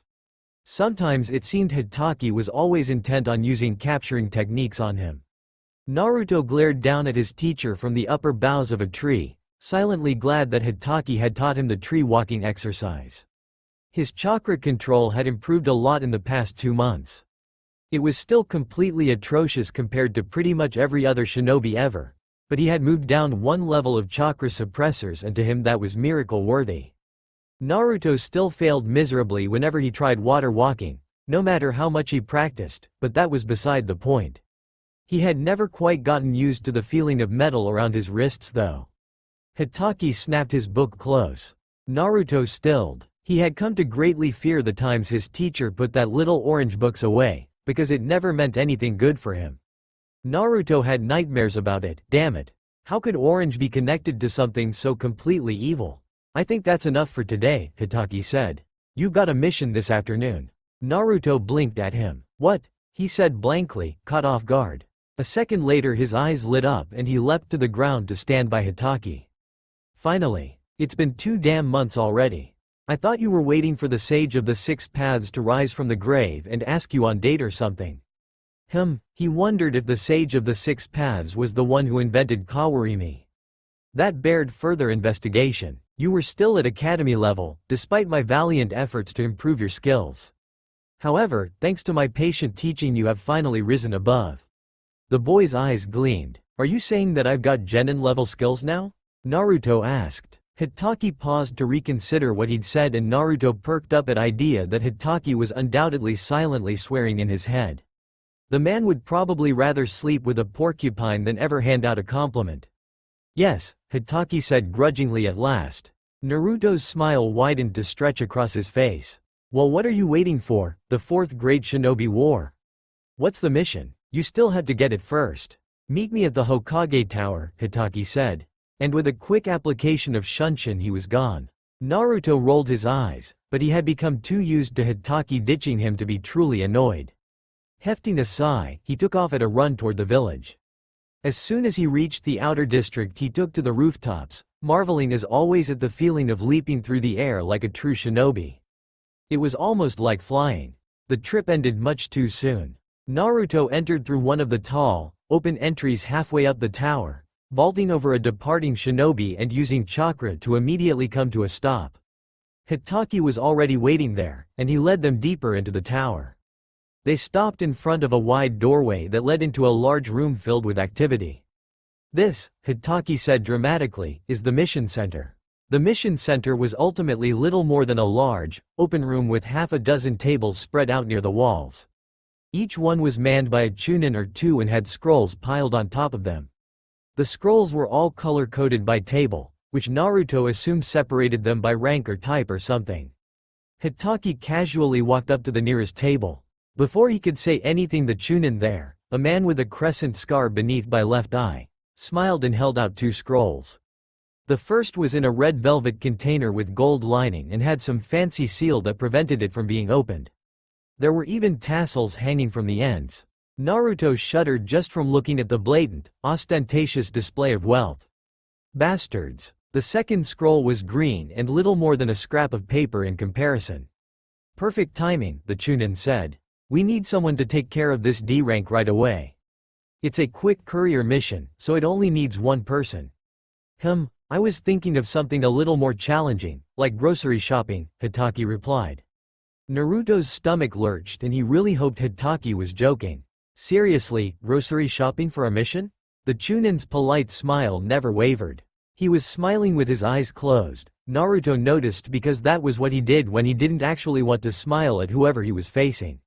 I'm sorry, Jonin-san, but I'm under strict instructions to give this mission out before any others, he said. Alright, Hitaki said with a put-on sigh. Naruto-kun, take the scrolls so we can get started. Naruto hurried up to the desk and took the two of them. The simple green scroll turned out to contain the actual mission parameters. In essence, he was to bring the red scroll to a manor in the outer district of Hidden Leaf Village. He frowned at the directions listed. If he had his bearings right, it was in the Flower District, where all the nobles from Kisha, Fire Country's capital, had their summer homes. Hitaki nudged Naruto's shoulder. Ready? You're coming with me? Do I look like I need babysitting for something like this? Naruto asked, scowling. He was a genin and it was just a courier mission, damn it. Hitaki quirked an eyebrow. I'm your sensei. I am required to come with you. But you're doing all the work. I won't say a word, he said. Yeah right, you'll just stand there looking pretty while silently praying that I'd trip and fall flat on my face. A shinobi never trips, Hitaki said with one of his patented closed-eye smiles. Naruto grumbled a bit more under his breath. Exactly. The manor, as it turned out, was a sprawling single-floor complex that reeked of tradition. A high stone wall encircled the grounds and several guards stood by the gate. The front lawn was less of a lawn and more of an extensive, carefully manicured garden. Naruto could even hear a small creek running somewhere on the property. What is your business? One of the armored guards demanded. Naruto held up the mission scroll. I'm looking for an, Takagi Akihito? I've got a scroll for him. The man eyed Hitaki suspiciously, his gaze lingering on his weapon pouches. Fine, the guard said. But just you, kid. Naruto glanced back at Hitaki. When the Jonin nodded, Naruto shrugged. It wasn't like he hadn't wanted to do this alone in the first place. Pushing his discomfort aside, Naruto followed the guard down a symmetrically laid stone path to the main house. He wrinkled his nose as they passed by a 7-foot-tall stone statue of some samurai warrior. There was a metal plaque at its base, but he couldn't make out what it said. Naruto also caught a glimpse of a large koi pond underneath a cherry blossom tree at the side of the complex, but he was ushered inside before he could do more than crane his neck to look. The chamber Naruto was led to had clearly been decorated for visitors. He shifted from foot to foot and looked around at the gold-framed paintings and ancient porcelain vases, and then grimaced down at the 2-plush purple rug beneath his feet. He looked up when the shoji door slid open and an aging man with a goatee stepped inside. He folded his hands inside his traditional robes and regarded Naruto with cold eyes. "You have a scroll, Shinobi-san? Are you Takagi Akihito?" Naruto asked as he held up the red scroll. The man's lips thinned. "No, I am Sasaki, Akihito-sama's guardian," he said. "You will give the scroll to me." Naruto's hand froze and his gaze narrowed. "I was instructed to deliver this scroll to Takagi Akihito. And I am telling you to give it to me." "I'm afraid I can't do that, Sasaki-san." The fingers of Naruto's free hand twitched toward the weapon pouch strapped to his thigh. "I don't know if you're aware about how shinobi missions work, but when we are given instructions we follow them to the letter. I will only deliver this scroll into Takagi Akihito's hands." Sasaki peered down at Naruto over his nose with a sneer akin to a look one would give horse shit. "Akihito-sama is attending his lessons at the moment," he said. "If you are determined to meet with him, you will have to wait until they're done." "And how long will that take?" Naruto asked, squinting up at the noble. "Until dinner this evening, most likely." Nothing in Sasaki's tone or face said he felt smug, but Naruto was positive that he was anyway. "Fine," Naruto snapped. Sasaki bowed incrementally and backed out of the room. Naruto ran a hand through his hair. "Shit," he muttered. He couldn't really wait for that long. Hitaki would kill him, not to mention that Naruto would pretty much fail the mission by default. He seriously couldn't fail his first D-rank mission, not after the Hokage had personally pulled him out of the academy and made him a genin. That would be beyond humiliating in 100 different ways. He shifted uncomfortably and glanced around the parlor room. Naruto needed to find this Takagi guy, and from what the asshole had said, he should be somewhere within the complex. He just had to find a way to look around without getting caught and thrown out on his ass. His eyes lit up suddenly. He knew exactly what to do. It only took 2 hand seals to call up his chakra, a second of concentration, and a small puff of smoke, and then Sasaki stood in his place. Naruto tried to carefully school the expression of his henge into a stony mask, but a smile broke out on face twice before he managed to contain his glee. Naruto poked his head out into the hallway. It was empty in both directions, but he had come from the left, so he shuffled out of the room, carefully shut the door, and then tiptoed down the right wing of the hall. This was a real mission, Naruto thought giddily. Sneaking through a noble's mansion while in disguise, with the thrill of getting caught following his every step. This was what being a shinobi was all about. A door a few feet away slid open. Naruto froze. A middle-aged woman stepped out, but her gaze only flickered up to him for a half a second, then she bowed politely and kept her head down as she shuffled off. Naruto glanced into the room she'd come from, but it was just some kind of office. He paused in the doorway, his curiosity urging him to take a closer look even though there was a mission at hand. "Sasaki-sama?" Naruto jumped and spun around. A heavy-set old man approached from down the hall, a frown on his face. Naruto cleared his throat and straightened his back. Remembering Sasaki's disposition, he put a cold, haughty expression on and looked down at the old man. "What?" he snapped. The man's frown didn't go away, but it did lessen. "My apologies, sir," he said with a bow. "Was that all anyone did around here?" He hesitated, looking like he wanted to say something else, but thought better of it. Naruto had a sinking feeling that he wasn't doing a very good job of impersonating a nobleman. Naruto cleared his throat again and gave the old man a hard look. He lowered his tone a bit, trying to match Sasaki's voice more closely. "I need to speak with Akihito-sama urgently," he said, gesturing with the red scroll case, "and I don't have the time to hunt for him." The old man frowned further. Naruto held his breath and desperately prayed to whatever spirits were out there that this would work. The man's eyes suddenly slid away from him and his frown fell away. "This way, sir," he said. He turned on his heel and proceeded down the corridor. Naruto followed cautiously. The man led him around several corners and another short hallway before finally stopping in front of another shoji door that looked identical to all the others. He bowed and then wandered away distractedly. Naruto stared after him for a few seconds and shook his head. He put the regal noble asshole persona back on and slid the door open. The room almost looked like another office, except that there were 3 desks and the walls were lined with bookshelves that were filled with scrolls. There was a second door on the other side of the room and 2 people inside. A woman with tight bun and a severe expression, and a teenage boy who was about 5 years older than Naruto. The teen had average features and dark hair that was pulled into a long, loose braid that reached halfway down his back. The woman stopped speaking the second she noticed who had interrupted them and lowered the paper she had been holding up. "Sasaki-sama," she started. "Akihito-sama, I need to speak with you," Naruto cut her off. "Alone." The woman bowed smoothly and glided out of the room. Naruto eyed her, waiting until he was sure the door was completely closed, then strode over to Takagi. He held out the red scroll case. "This just came for you by courier Nin," he said. Takagi smiled and furrowed his brow at the same time, looking somewhat confused. "Is it urgent?" he asked.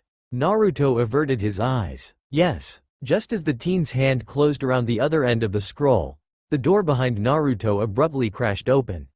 Naruto's head snapped toward the sound and then he froze, staring in horror at the furious countenance of the real Sasaki. "Oh, fuck." Naruto didn't think. He locked his gaze on the other door in the room, dropped his henge, and ran. There was a jerk from the other end of the scroll as Takagi held on, but Naruto dropped his end like it was on fire. He jumped over one of the desks, clipping a folder and sending papers flying, and slammed open the door. Naruto skidded on the hardwood floors as he made a sharp turn and wound up jumping onto the wall. He ran along at a 90-degree angle for a few seconds while using his chakra to stick to the wood and propel his movement. Then there was another, wider, door ahead, so he dropped back to the ground and just about smashed it open as he fled outside into the sunlight behind the residence. He stopped for a second as his feet touched the grass, whipping his head around and trying to figure out which way would take him out of the compound the quickest. The door suddenly closed behind him and Naruto spun around again. He opened his mouth, ready to unleash a tirade of explanation, but the words dissipated into thin air like water hitting a hot pan when he saw that it was Takagi standing behind him, not Sasaki.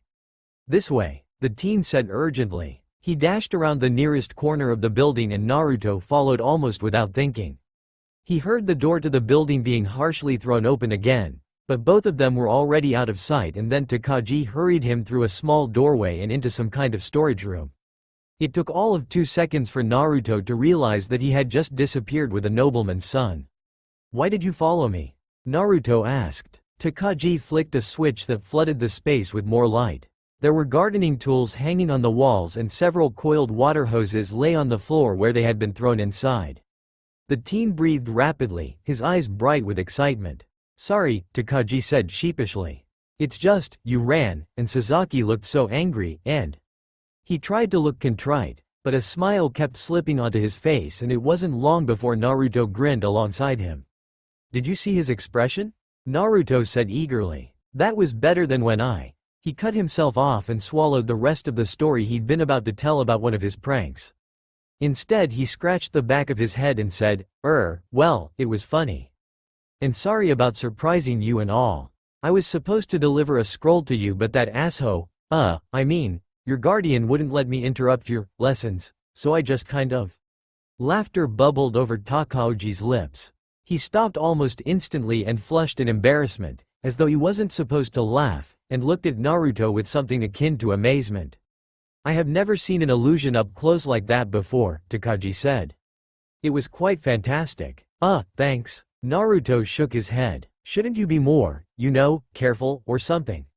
What if I'd been an enemy shinobi? Oh, I always have one of my uncle's guardians looking after me. You would not have been able to get into the compound without Nama-san noticing you. And we are in the middle of the Hidden Leaf Village, one of the safest places in Fire Country." "Your uncle?" Naruto asked. Takagi started. Yes. My uncle is Takagi Hirohito." Naruto blinked at him, not sure if that was supposed to mean something. Takagi stared back and Naruto had a feeling that they were both missing something. Takagi Hirohito, the fire daimyo. Naruto kept on staring. He knew Takagi was a noble, but this? How was he supposed to treat the nephew of a daimyo? Should he bow like the other people in the compound? Not that he ever would, but… That's nice, he heard himself say distantly, then flushed and waved his hands around. I mean, I just wasn't expecting that. What are you doing in Leaf Village if you're, you know, special and all? My aunt, Shijimi, is vacationing here, Takagi said amusedly. I agreed to come with her, though I would not have if I had been given a choice. Not that there is anything wrong with Hidden Leaf Village. I do not spend much time with my relatives. I always have to study this subject or that, working on mathematics or economics or poetry or 1,000 other things. Definitely different from the training I do, Naruto mused. He glanced toward the storage room door. Speaking of which, do you think your guardian has stopped his rampage yet? We should probably go before he decides I've kidnapped you. Takagi chuckled and nodded brightly. He stepped past Naruto and opened the doors, but stopped in the shade of the manor and looked back. Thank you for delivering the scroll directly to me. It's likely nothing more than another correspondence from my uncle, but I appreciate it nonetheless. Most others would have left it with Sasaki and thought nothing more of the matter. Naruto softly closed the door behind him. Sure, no problem, he said, puffing out his chest. I'm a damn good shinobi and I have a 100% mission success rate. He thought it better not to mention that this was his first ever mission. You surely must be, Takagi said with a laugh. He paused suddenly, eyes widening. Oh, my apologies, I never asked for your name. Uzumaki Naruto. Nice to meet you, Takagi-san. Thank you for taking the time to speak with me. It is rare that I get the chance to speak with a leaf shinobi, and even rarer someone close to my own age, Takagi said. Naruto waved him off. Yeah, well, I've never spoken to a noble before, so I guess we're even. He noticed the grass nearby rustling slightly. It stopped a moment later and he dragged his gaze back up to Takagi. I'm glad you got the scroll and all, but I really need to go before my sensei kills me for taking so long. Takagi nodded. I will be sure to confirm that Sasaki has calmed and to let your Hokage know that I appreciate your efforts. Naruto paled so quickly that it looked like he'd been dashed with flour. He hadn't even considered how what he'd done might look to his superiors. He had been focusing completely on completing his mission, but in the process he had impersonated a nobleman, trespassed, and then disappeared with the daimyo's nephew. Sounds good, Naruto said weakly. Make sure to stress that I am an awesome shinobi with only the mission's best interests at heart. Certainly, Takagi said while hiding a smile behind his hand. Abruptly Naruto stomped on the ground, catching the tail of a snake beneath his foot. The snake hissed and in a flash whipped around to bite his ankle, right below the hem of his pants. He grimaced as its fangs pierced his flesh, and then drove a kunai through its skull and pinned it to the ground. Damn, Naruto muttered. I'd forgotten that these things are more common at this end of Hidden Leaf Village. Not to mention that he spent most of his time at the training grounds, where animals were rare to non-existent. He wiped the kunai clean on his pants, letting the snake fall back into the grass. Takagi was spluttering, dumbstruck. That was a mamushi, he said. Yeah, well, it's a dead mamushi now. It bit you. Takagi sounded genuinely horrified. You must go to a doctor. They are the most poisonous snakes in Fire Country.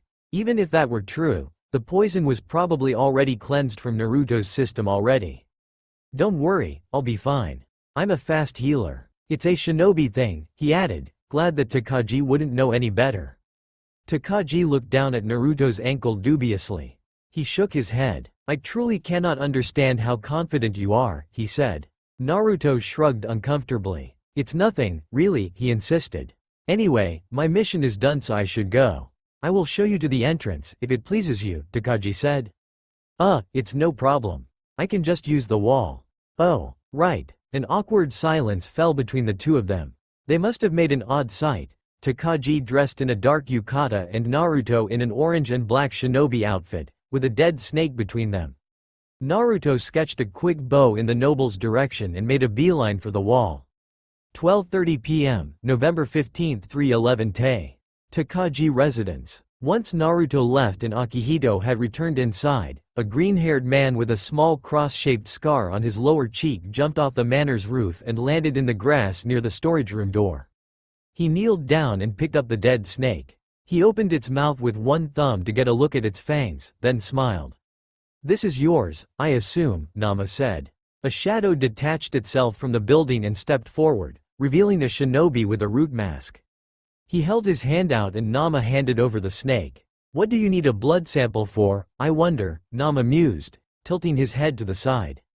After a long moment of silence, he continued. "Not going to tell me anything? That is your usual style, I suppose. Is that why you helped the boy inside as well, by casting that genjutsu on the servant to lead him to Akihito-sama?" Still the root nin kept his silence. Nama chuckled softly and turned away with a wave. He jumped back onto the roof and felt the root nin vanish before his feet even touched the tiles. 9 a.m., December 13, 3:11 Te. Training Ground 16. "This is chakra paper," Hitaki said. He held up a square of paper about half the size of an explosion tag. A second later a faint crunching sound came from it as it suddenly crinkled up. "Paper that ruins itself?" Naruto replied. "How useful." "It's chakra paper," Hitaki repeated. "As you know, most jutsu are elemental in nature. The stronger affinity you have for a particular element, the more easily you can learn to use it, and to change your chakra's nature to it. You follow? No, I'm just watching your lips move for the hell of it." Hitaki ignored Naruto's sarcasm with an ease born from months of practice. Naruto sighed. It was getting more and more difficult to get a rise out of his teacher, which meant more boredom for him. "Does this mean you're going to start teaching me more jutsu?" Hitaki gave his closed-eye smile. "Naturally. But as I said, first we have to find out what your affinity is. And that's where chakra paper comes in. This paper is made from a special type of tree that is fed with chakra as it grows. When you channel a bit of chakra into it, it will react depending on the latent nature of your chakra. If you are lightning-natured, it crumples. Wind-natured, it gets cut in half. Fire-natured, it burns. Water-natured, it gets wet. Earth-natured, it turns to dust. So it's still paper that ruins itself," Naruto pointed out. "Then think of it as samurai paper that blindly sacrifices itself for the sake of your training," Hitaki retorted. Naruto snorted, amused. Hitaki took out a fresh piece of chakra paper and handed it to the boy. Naruto quickly snatched it up, curious about what his element would be. This was the sort of stuff that they barely even touched on in the academy. Not that the academy taught them much in the first place, in his opinion. He had learned more from Hitaki that autumn than he had in his years of schooling. Tossing such thoughts from his mind, Naruto eagerly channeled his chakra into the paper. Perhaps a bit too much, as the paper instantly split in his grip with enough force to jerk his hands apart. Naruto grinned widely. "Wind it is. So, what jutsu are you gonna teach me?" Don't get ahead of yourself," Hitaki said.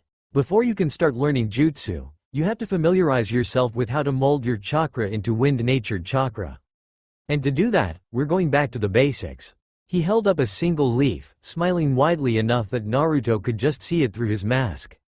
Oh, he was definitely a sadistic bastard. Naruto took the leaf and stared down at it spitefully. "What am I supposed to do, blow it around with wind?" He held it up to mouth and blew, making it flutter away. "Look, I'm a windmaster. Now what about the jutsu?" Hitaki rolled his eyes. "If that's you using chakra, then I think we need to up your suppressors again." Naruto tightly crossed his arms before him, keeping his wrists hidden, and glared at Hitaki. "No?" the Jonin said with another smile. "Then let's continue. I want you to place the leaf in your hand and using only your chakra, split it into 2 equal halves. Won't this be fun?" "Oh yeah? No problem," Naruto growled. "I'll have this done in a matter of minutes." Hitaki chuckled in a condescending, "I know something you don't sort of way." "Oh, I highly doubt that," he said. "It takes some shinobi years to master how to alter the nature of their chakra. This exercise is something that I want you to work on in between the rest of your training, when you have some extra time. For now, you have another mission.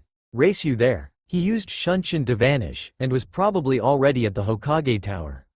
Naruto picked up another leaf and tucked it away in one of his pockets.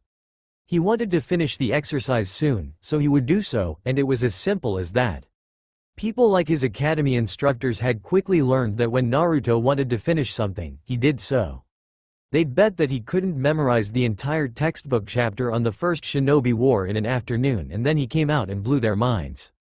That week he made their wallets cry and ate like a daimyo. He also never told them he cheated, but if they, shinobi, couldn't figure it out, then Naruto sure as hell wasn't going to say a word. Chunin teachers always made the best targets anyway. They were strong enough to be confident about their skills, but just weak enough that their arrogance blinded them to simple, obvious solutions. Patting his pocket once to make sure that the leaf was secure, Naruto took off after Hitaki. As soon as he left the training grounds, he took to the buildings and roof-hopped toward the center of town. He really needed to learn Shunshin soon if Hitaki intended to keep taking off and leaving him behind. Naruto, though, he would get used to it after months of working with the man, but it was still annoying as hell, especially since he had at least one mission a day now. Most of the missions were simple ones, like cleaning up garbage or chasing down some cat, that he could do alone, but every now and then he was paired up with a team of other genin. D-rank missions were also pitifully boring. It was almost a waste of time that Naruto could be using to train, except that he got paid, which made them worth it. Today, however, turned out to be one of those days that he was foisted off onto the closest unsuspecting team. A familiar, very loud, very green team. My eternal rival. Maida Guy boomed with his arms spread wide and his mouth forming a blinding grin. It is an honor that we have a chance to work together again. In the blink of an eye, Hitaki was gone, leaving Naruto alone with the green beast. It would seem he has many hip things to do today. But I am glad he took the time to drop you off, Naruto-kun. Maida said, not looking the slightest bit put off at Hitaki's abrupt escape. He was probably used to it. Yeah, me too, Naruto muttered. He made a mental note to put some frogs in the bed of his dear teacher when he had the chance. 3 genin followed Maida into the mission center at a more sedate pace. Naruto knew them as Utatane Tenten, Hyuga Neji, and Lee. Lee had never given his surname and started spouting off about the flames of youth when Naruto asked, so he just let it slide, no matter how uncomfortable he was with the familiarity of calling someone by their given name. Great, Hyuga scoffed when he saw the blonde-haired genin. Try not to get in our way this time, boy. Yeah, because I was the one who broke the fence while painting it, Naruto said dryly. Hyuga stared coldly at him and turned his nose up, so Naruto glared back. He had been on 2 joint missions with this team before, and both times he'd found that Hyuga had a bigger stick up his ass than most of the Chunin he knew. Naruto hated people like him. Let's receive our glorious mission, Maida exclaimed before Hyuga could reply. Our flames of youth will push us on to victory. The glorious mission turned out to be an investigation. Chickens? Naruto repeated incredulously. We're looking into the death of some chickens? The Chunin behind the desk gave him a dull look. They keep turning up dead even after a fence was put up, and the client wants to know what the cause is. He claims it's a ghoul, so we need you to find out what's actually going on, he said, bored with the entire procedure.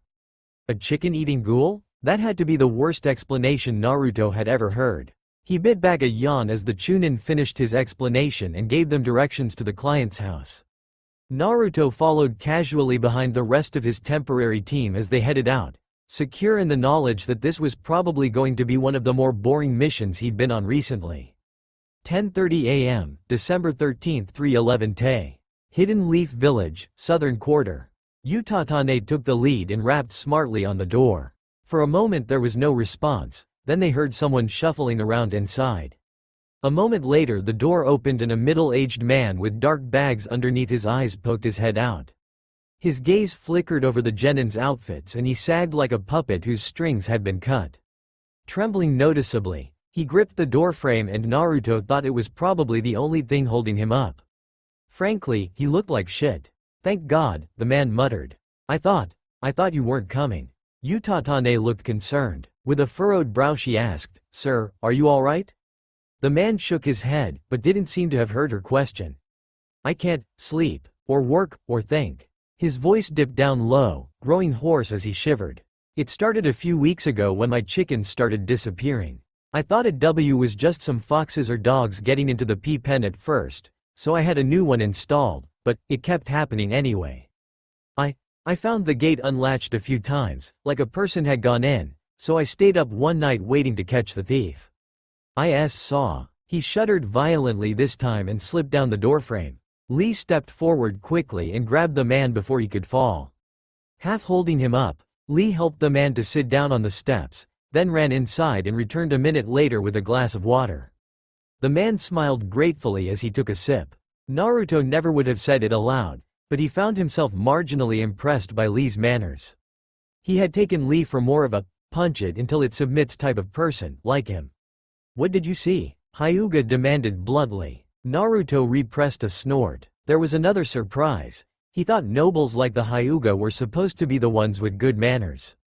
Hyuga Neji was more like a pit bull with a burr in his foot. Naruto wondered if Hyuga had always been this sullen, or if he had been dropped on his head as a child. When he could speak again, the man continued, "I saw a dark shape. It was a great beast, the size of a bear, but long and lean. I've never seen anything like it before. It reached up and undid the latch on the G-gate with some sort of unholy magic." Another shudder ran through him. It was some kind of malicious spirit or demon. It didn't even make a S sound in the grass and left no tracks on the ground. God, he sounded like an old radio Naruto had once tried to salvage that had its gears sticking out its back. He hadn't been able to fix the radio and eventually tossed it, and now felt like he was about 2 seconds from doing the same with this man. Naruto turned away and rolled his eyes. Utatane caught his gaze and gave him a look. She shushed the man and placed a comforting hand on his shoulder. "We'll go take a look around the area," she assured him. "Did you see anything else?" He hesitated. "I found the bodies of a few chickens down near the lake. They were mostly eaten and had been there for a while, sunken in the water and covered by branches. No animal would know to hide them like that," he insisted vehemently, half rising from the steps. "It's not natural." Utatane firmly pushed him back down and he sat with an explosive sigh. "We will take a look," she repeated. "Stay here, we'll be back in a bit." She straightened, jumped off the steps, and then began walking around the side of the house with long, quick strides. Lee followed her immediately, so with his own silent sigh Naruto did as well. It seemed to Naruto that this mission was going to be more trouble than it was worth. The client clearly had a one-way ticket to Hidden Leaf Village's mental asylum. And even if there really was a ghoul, why was he so afraid of it? It had only eaten his chickens, never attacked him or caused damage. All signs pointed to the cause of his fears being harmless as a declawed kitten with an appetite for chicken wings, hopefully the spicy kind, which were Naruto's favorite. Their client was jumping at shadows like the superstitious old man he was. At the back of the farmhouse was a large wooden chicken coop that was almost half the size of Naruto's apartment. A 5-foot-tall wire fence surrounded the yard around the coop, and no chickens were in sight. Utatane flicked the latch on the gate. Naruto paused at the sight of it, suddenly less sure of himself. "It requires opposable thumbs to open," Utatane announced as she pressed up on the bottom of the latch, showing how it worked. The veins around Hyuga's face bulged as he activated his eyes. He tilted his head slightly, then released a breath of air and deactivated the Byakugan. "There is nothing unusual around. There are only chickens inside the coop and no other living beings apart from the client and the animals," he said. "What if it really is a spirit?" Lee said with awe in his voice. "We will split up," Hyuga said authoritatively. "I'll head down to the lake where the client said he found the hidden corpses. Tenten, you check the eastern part of the property. Lee, head through the forest on the western part and see what you can find. Uzumaki," he turned his nose up again. "You can stay around the building in case the spirit comes back." Part of Naruto wanted to flip Hyuga off and tell him exactly where he could put his bossy attitude. A larger part of Naruto, however, rose up and reminded the angry part of him that Hyuga was accidentally handing him a free pass to do nothing for this mission and still get paid, something which Naruto eagerly jumped on.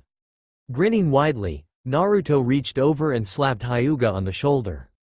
"Sounds good to me, boss man. I'll see you guys when you get back, yeah?" Hyuga froze like a deer that had just seen its family murdered in cold blood. He opened and closed his mouth, then his face grew red and he spun around and stalked off with as much grace as he could manage. Utatane rolled her eyes and headed around the house to the east while Lee took off toward the trees. Naruto rolled his shoulders in an easy shrug and took a seat on the ground up against the back of the house. He wondered briefly if he'd still get his pay for the mission if he took off now. Hyuga would probably rather pretend he'd had control of Naruto the whole time than admit that he bailed. Naruto caught a flash of movement out of the corner of his eye. Frowning, he turned his head to the left. The deck of the client's house stretched out a good half a dozen feet from the building. It was raised up off the ground by nearly 2 feet, and through the bushes that surrounded it he could see only darkness and the space beneath it. Naruto was about to look away when he saw the movement again, barely noticeable in the darkness.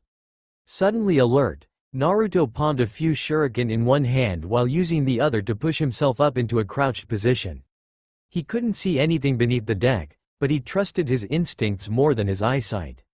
It never occurred to him to call for backup, one of the downsides to being accustomed to being on a one-man team. He just crept up to the deck and stopped in front of the bushes. Naruto wondered if it really was a spirit like the client thought. More likely it was a homeless civilian with some basic shinobi training who was bumming off this property. His hand tightened on his shuriken at that thought, but an academy dropout was definitely something he could handle. He could think of better places to hide than under a deck though. "You can come out now," Naruto said. "I can take apart the entire deck if I need to, but I'd rather not put out that much effort today." Nothing moved in the darkness. Naruto frowned, then sighed. Fine, he said nonchalantly. It was too bad that Naruto didn't know any fire jutsu. That would have gotten whoever was down there out pretty quickly. Instead, he reached into one of his pouches and withdrew a small pocket flashlight that he always kept with him. He turned it on and flashed the light through the darkness. The face of a tiger was illuminated only a few feet away. Naruto yelped in shock and scrambled backward. Holy shit! Naruto began swearing loudly as he jumped back onto his feet. He balanced there on the balls of his feet for a moment, tense and waiting for an attack that didn't come. Naruto's frown deepened when once again nothing moved in the darkness beneath the deck. Half wondering if it was just a statue or something that had been left there, he slowly approached the bushes again, this time holding a kunai out in front of him while holding the flashlight in his other hand. As the light pierced through the darkness beneath the deck, the tiger was once again illuminated. It blinked slowly at him. Naruto sucked in a breath of air sharply, but still the tiger didn't move. He stared at it, having never seen one before. It was lying on its side and its eyes were bloodshot and droopy. To Naruto it looked like it was exhausted and sick. He could literally see its ribs through the fur of its hide. He doubted it could leap at him even if it wanted to. "So you're the client's ghoul," Naruto mused to himself. That didn't answer the question of how it had opened the latch on the chicken pen though, or how Hyuga had missed it when he'd looked around with his Byakugan. Wasn't it supposed to see through walls and everything? Naruto sighed aloud. Well, at least now he could see Hyuga's face light up with frustration when he found out Naruto'd already completed the mission. The tiger opened its maw and a loud pant came out. It panted again and then, almost so quietly that Naruto couldn't hear it, said, "Food." Naruto stared. There was no way in hell he'd just heard the tiger talk. He was obviously hearing things and had gone insane much faster than he was expecting. "Please," the tiger panted. Naruto swallowed the protests that had been building in his throat. If there was one thing he believed, it was that no one deserved to starve. "Just hold on," he said, and stood slowly. Leaving the property was easy enough. It didn't take Naruto long to head into the market district and find a butcher willing to sell him a large chunk of deer meat, though hauling it back was a fair deal harder. He managed to get it back to the deck without anyone noticing or asking questions. Thankfully his temporary teammates were nowhere in sight. When Naruto dropped the meat, large enough for several steaks, in front of the tiger, it stared for a moment. Then in a burst of energy it tore into it, gobbling it down in a few massive bites. When it had finished it licked its chops, set its head down on its paws, and tiredly closed its eyes. Naruto drew back from the bushes and sat down on the ground. Staring down at his hands, he silently asked himself what he was doing. He found a talking tiger underneath a civilian's deck and his response was to feed it. He must have been more screwed up than he thought. He was still sitting in silence when Utatane came back half an hour later. "Nothing," she said with a sigh. "Not even any tracks. I'm starting to wonder if it's not just in the client's head." She grimaced. Hyuga and Lee joined them shortly with similar results. Hyuga had found no sign of the corpses the client had claimed were hidden there, and Lee hadn't even come across any wildlife in the woods around the property. Naruto silently wondered if the tiger had scared them all away. Somehow he just couldn't open his mouth and point out the tiger lying behind him under the deck. Even when Hyuga sneered at his uselessness, Naruto just stared at him until he grew unnerved and looked away. "Hello my youthful students," Maida exclaimed when he joined them. "How has your mission gone?" "We couldn't find anything," Utatane said with a shake of her head. "There wasn't even any evidence that chickens have been dying." "I told you, he is just a crazy old man," Hyuga said with a derisive scoff. "There must be something we have missed," Lee said. He was always quick to defend people, Naruto had noticed. Hyuga scoffed again. "I had my Byakugan on and I couldn't see anything near the lake." "It's no dumping ground," he said. "A few chickens probably escaped and the client is taking it as being the work of a spirit." "It's ridiculous. You're unusually quiet, Naruto-kun," Maida observed. Naruto shrugged wordlessly. He could almost feel the tiger watching from behind him. Naruto came back to the client's home the next day.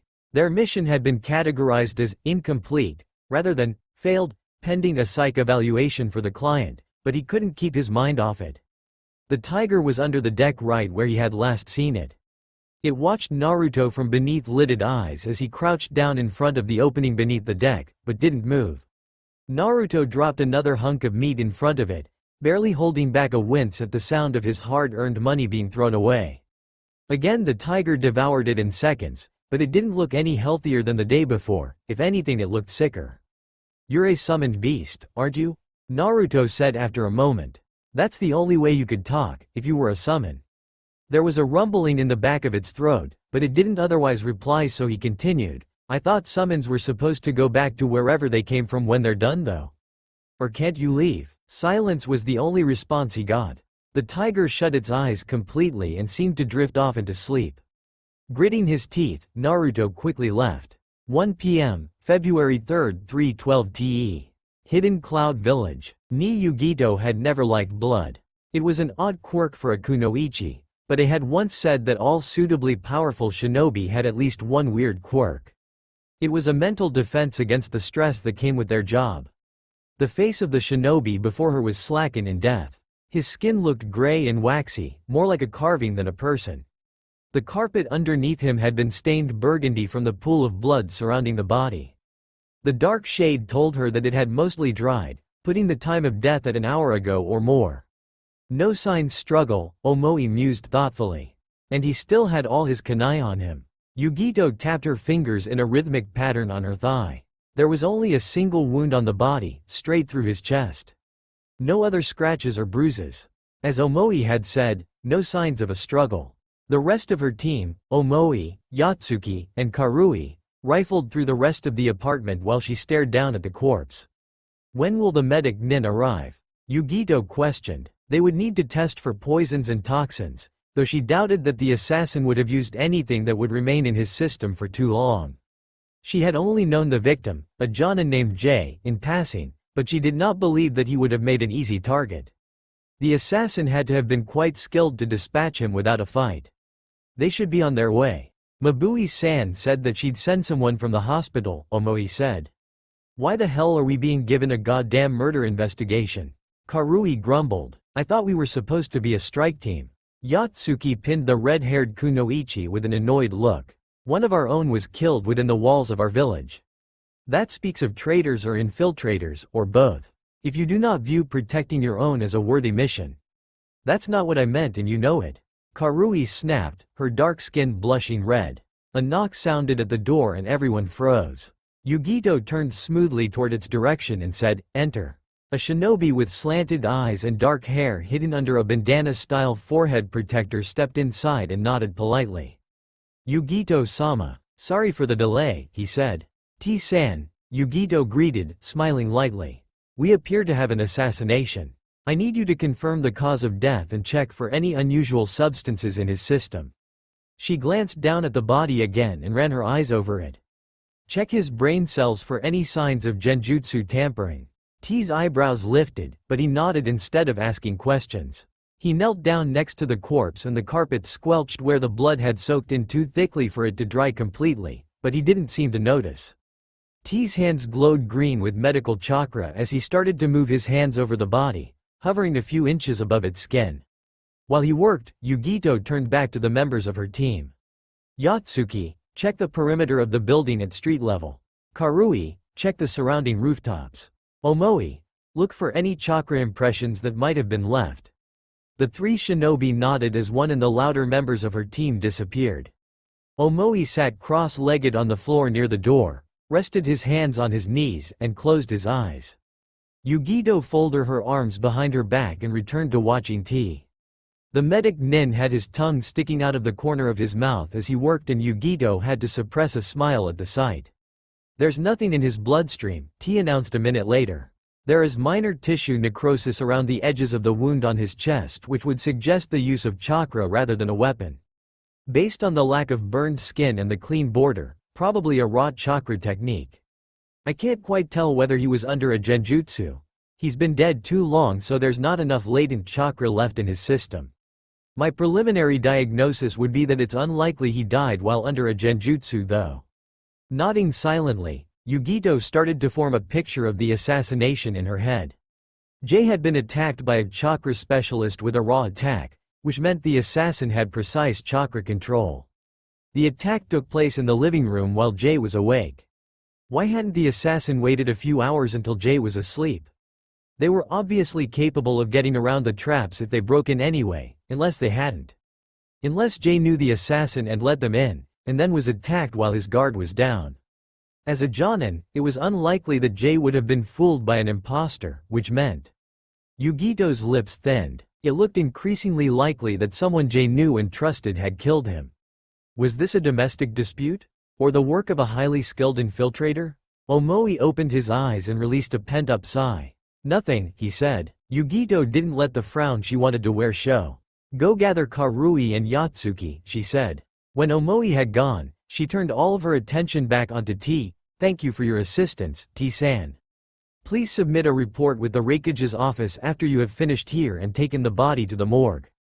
T nodded. Of course, Yugito-sama. She repressed a sigh as she left the apartment.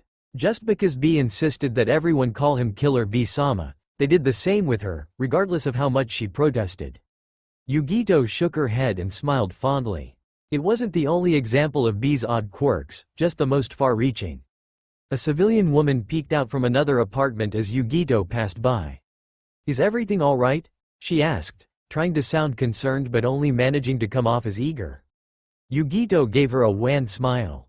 Most civilians were keen to stay out of shinobi matters, but as a result those who were still curious tended to be gossip mongers. Fine, ma'am, she said. Just shinobi business. The woman nodded. Oh, I know. I saw T-san come by a minute ago. Poor boy. He must be taking this hard. He and Jay were such good friends.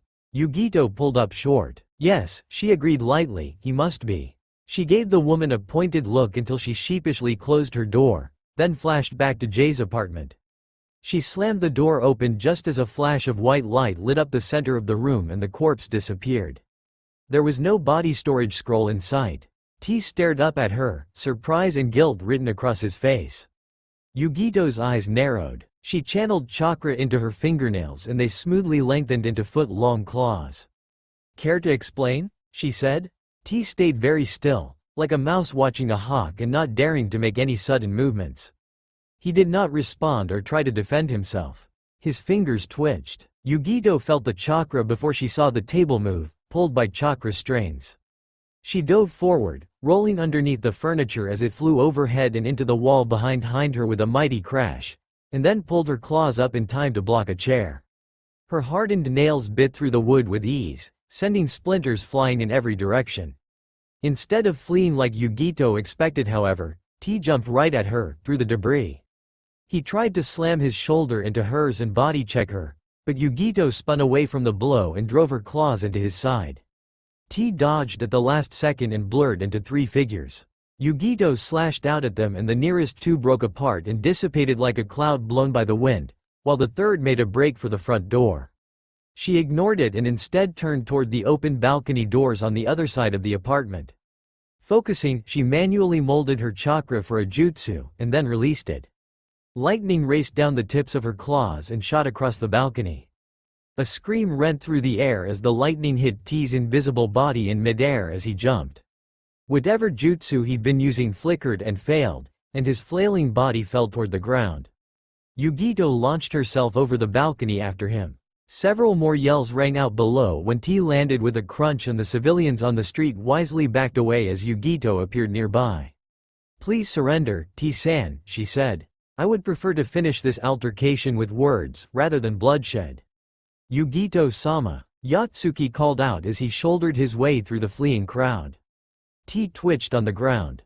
He tried to push himself up, but wound up collapsing again. Yugito strode closer, claws held out warily. A faint sheet of chakra coated her body, reaching out and sensing.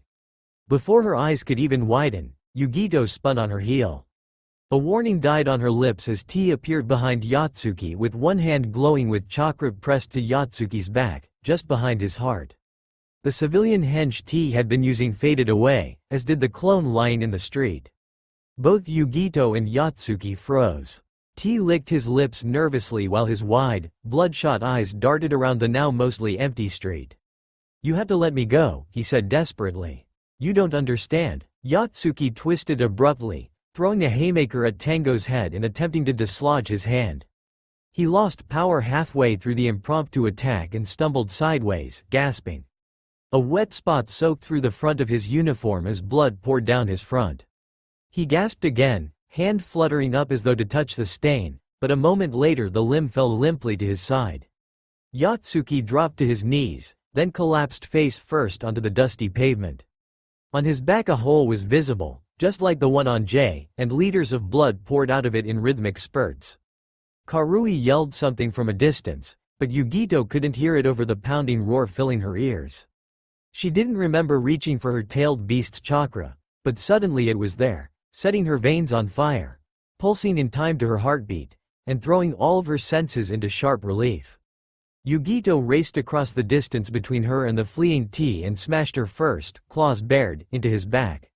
She retracted her nails and lashed out with her leg, catching him on his side with enough force that his form blurred like a baseball hit by a bat and sent him plowing into a building. The bricks around T shattered and indented, and with an ominous crack the balcony above came rumbling down, showering him with metal poles and clay tiles. Yugito stalked forward through the billowing dust, looking for any sign of movement even though she was sure she had knocked him unconscious. A thick cloak of Matabi's chakra covered her. It tickled at her skin, vibrating like a cat's purr. The familiar sensation felt calming, but Yugito clung tightly onto her rage, unwilling to give it up just yet, and instead settling into a cold, clear fury. Sounds of the world around her slowly returned, like water seeping into dry ground. Karui yelled expletives while Omoi spoke rapidly. The civilians had long since cleared out, having developed an acute danger sense from living in a hidden village, but shinobi drawn by the skirmish were starting to gather and ask questions. Yugito said, pointing to the nearest chunin and then gesturing toward where T lay. "Contain him." She turned sharply on her heel and used an extra pulse of chakra to flash over to her teammate's side. Karui burned white-hot with anger and Omoi appeared particularly grim. Yugito kneeled down near Yatsuki, but didn't bother to check for vitals. What seemed like a cart's worth of blood had poured out onto the street and slowly flowed downhill. Yugito's stomach flipped at the sight, but she barely felt it through Matabi's chakra. "I'm sorry," Omoi said. "For what?" Yugito asked, voice flat and distant. Omoi just shook his head. There was a loud thump as Killer B landed in the middle of the street. He looked around briefly, eyebrows alternatively raising and lowering as he took in the scene. "Yugito-chan, I thought drama was supposed to be kept out of the village. This place looks like it could be used for horror movie footage," he said with a laugh. Yugito-sama?" another voice said tentatively. The kunoichi glanced over her shoulder and watched the approach of the chunin she had handed tea over to. The traitor's body had been moved out into the street and several other shinobi stood around him. "Why is he not bound?" Yugito questioned. "Ah, he's dead, ma'am." The muscles in Yugito's jaw clenched as she frowned fiercely past the chunin. She felt Matabi's chakra fade away, but paid it no mind. "What killed him?" she asked. "You cut an artery, ma'am. He bled out," the chunin said. Yugito's eyes narrowed. She was sure she hadn't hit anything major. She had specifically aimed for non-vital spots to make sure he could be brought in alive for questioning. "Dare I ask what happened?" B rumbled. "Your anger looks heightened." Yugito looked at the Chunin and he backed away, returning to T's body. Once she was sure he had moved out of earshot for any classified information, she said, "Special John and T killed John and J, then tried to cover it up. When I confronted him, he attacked. He attempted to use Yatsuki as a hostage and killed him when he resisted."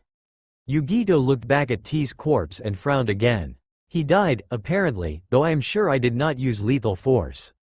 B shrugged. "You were pissed off over the death of Comrade, and using the Nibi's chakra meant his fate was ironclad," he said.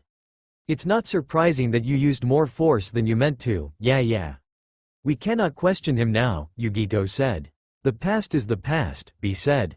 Ignoring the annoyed look on Yugito's face, he clapped a large hand on her shoulder and pulled her into his side. "Let's just report to A before you get downcast."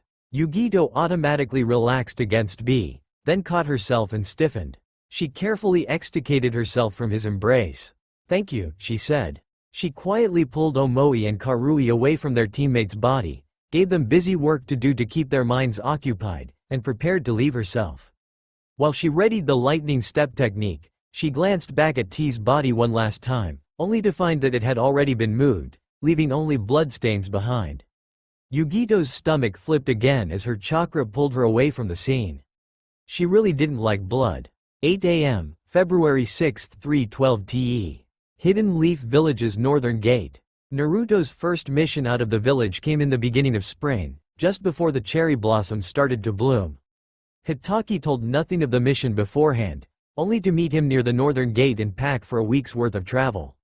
Naruto had never been outside the village walls before, so to say that he was excited would be an understatement. Visions of towering cities, expanses of desert, ice caps, and jungles were flickering through his mind. He'd snuck into the movie theater a couple of times before and seen such places on the big screen, but with all his training these days he barely had enough time and energy to drag himself to the ramen stand, let alone do something fun. And of course, an actual vacation was completely out of the question. Naruto arrived at the gates early in the morning with a pack strapped to his back. His pockets were filled to the brim with weapons and he had enough food to make a chef jealous. He had made sure to completely seal his apartment before he left too. If anyone tried to break in they would be found dead the next day, and with Naruto far enough away to escape any blame. There was no one else at the gate other than the two Chunin stationed there, and thankfully Naruto recognized neither as one of his prank victims. So he took a seat on an empty stool next to them and dropped his pack onto the ground. One of the Chunin, a young man who was wearing his forehead protector like a bandana and had his hair flattened over his right eye, spared Naruto a glance. "Mission out of the village?" he asked. Naruto shrugged and leaned back against the wall. "Yeah, I'm just waiting for my sensei," he said. He glanced at the clock and saw that it was already after 7, the designated meeting time. "He'll probably be late." The Chunin nodded and went back to whatever he'd been doing, which happened to be balancing a kunai by its point on his finger. Naruto frowned at the sight, thinking that the weight of the kunai should prevent that from working, at least not without cutting him. He must have seen Naruto's look, because he flashed the boy a grin and then tossed him the kunai. "It's a chakra exercise," the Chunin explained. "Have you learned tree walking yet?" "Yeah, this is kind of like that, except you're just channeling chakra into a small point on your finger. You don't want to make the kunai stick, because it would probably cut you. Instead, you want just enough to push the metal away from your skin while still pulling down enough that it stays in place." That sounded a lot like a controlled version of water walking to Naruto. He nearly jerked his hand away when the Chunin grabbed his wrist, but months of fighting with Hitaki in close quarters had made Naruto a lot less jumpy around other people. So instead of ripping his arm away, he just stilled while the man took the kunai by its ring and held it above his hand. Naruto pointed his index finger up just like the Chunin had, so that it was right below the tip of the metal. "Channel your chakra so that it makes a thin thread only from the point of your finger. Use as small of an amount as you can," the Chunin instructed. Naruto narrowed his eyes at the kunai and did as the Chunin said. It occurred to him that the man never actually asked if he wanted to learn, but his desire to improve at pretty much anything far outweighed feeling miffed at someone telling him what to do. Naruto channeled chakra as he'd been told, using the smallest amount that he could, which for him was still a fair amount, but certainly buckets less than it had been a few months ago. The kunai bobbed upward as his chakra pushed against it. The Chunin slowly released the kunai. It shook for a moment, then promptly fell over and clattered to the ground. Naruto grimaced, but the Chunin just grinned and handed him the kunai again. He spent the next half-hour attempting, and failing miserably, to balance the kunai using his chakra. The two Chunin watched him with half an eye, clearly amused by his utter lack of control over his chakra. By the time Hitachi got there, Naruto was scowling and more than ready to stab something or someone with the kunai. But Hitachi wasn't alone. He was dumbfounded to watch him walk up to the gate leading a caravan consisting of 2 large wagons, a couple noblemen on horseback, and an entire contingency of samurai guards. While he gaped at the sight, Hitachi cheerfully walked up to the booth and handed over a stack of paperwork and IDs. "The hell?" Naruto hissed at his sensei. "Protection mission," Hitachi replied. "What, are the samurai just actors dressed up for show?" Naruto questioned as he eyed the swords they were all carrying. "Why the hell are they hiring a genin?" Hitachi gave him a look he couldn't quite decipher. "You were requested specifically, actually." While Naruto gaped, he continued on with a wave of his hand, "And besides, it's always good to have a few guards in the shadows. They're not expecting any trouble as far as I can see though. They sure as fuck look like they're expecting a damn invasion," Naruto muttered. He wondered if he had been requested because of the 9 tails. And if so, was that a good or a bad thing? "Behave yourself, Naruto," Hitachi said coolly. He accepted the paperwork back from the Chunin guards with a nod. It always ends messily when a shinobi gets mixed up in politics. "Politics? How is this?" Naruto cut himself short when one of the noblemen pulled his horse up next to them. Or rather he tried to. As soon as he got close the horse pulled away, prancing nervously from foot to foot. Naruto couldn't quite repress a grin when the whites of its eyes began to show as its eyes rolled wildly in its head.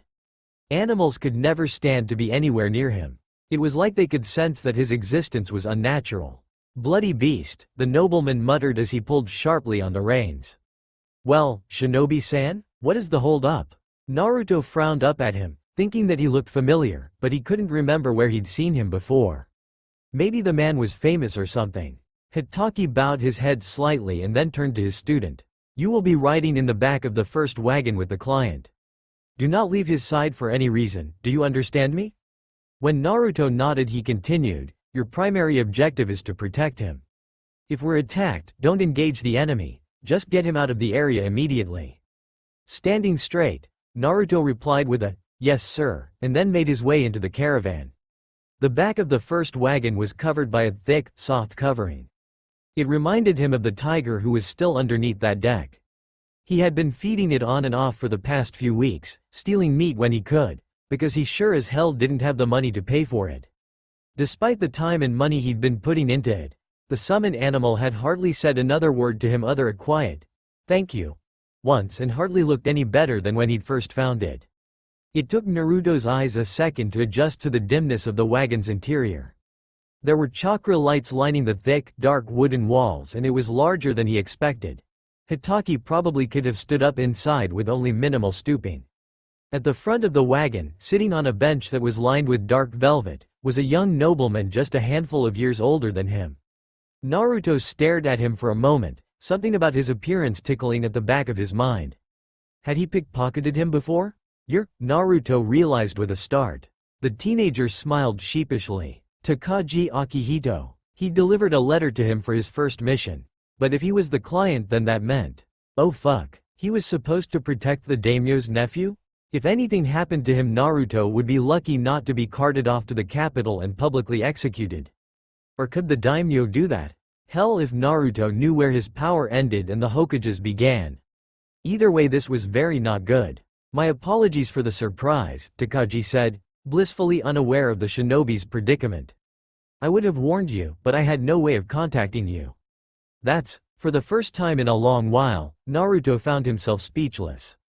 All he could think was that when he failed they were going to try to decapitate him and then they'd all find out that he couldn't die and then they'd lock him up and… Takagi gestured to the bench across from Naruto. Between them was a table that was bolted to the floor. "Please, take a seat," he said.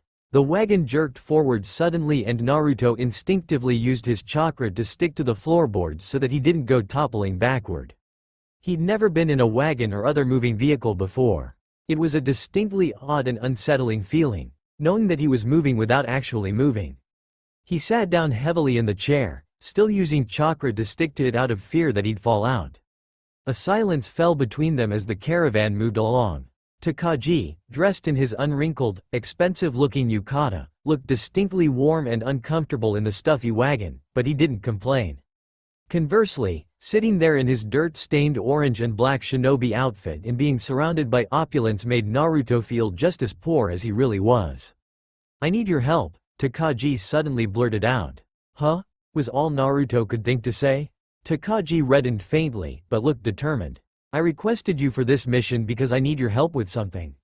You are the only shinobi I have met in the Hidden Leaf Village and thereby one of the only people who I know for sure does not answer to my guardian," he said.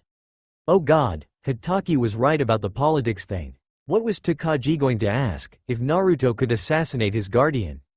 When he didn't reply immediately, Kakashi hesitated, but looked undeterred. He fumbled while taking out a folded piece of paper from within his yukata, then spread it out across the table. It turned out to be a detailed map of Fire Country. Kakashi tapped a road on it that ran north from Hidden Leaf Village and said, "This is the route we're taking." He drew his finger up along it, tracing it to a star on the map that was labeled Kisha, Fire Country's capital city, and the daimyo's seat of power. Kakashi paid little attention to it however, and instead pointed to a spot on the map that was probably a few days' travel north of the city, not too far from the road they would be taking.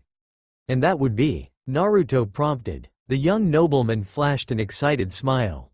"I have on good authority that that is an area where some new ruins have been discovered.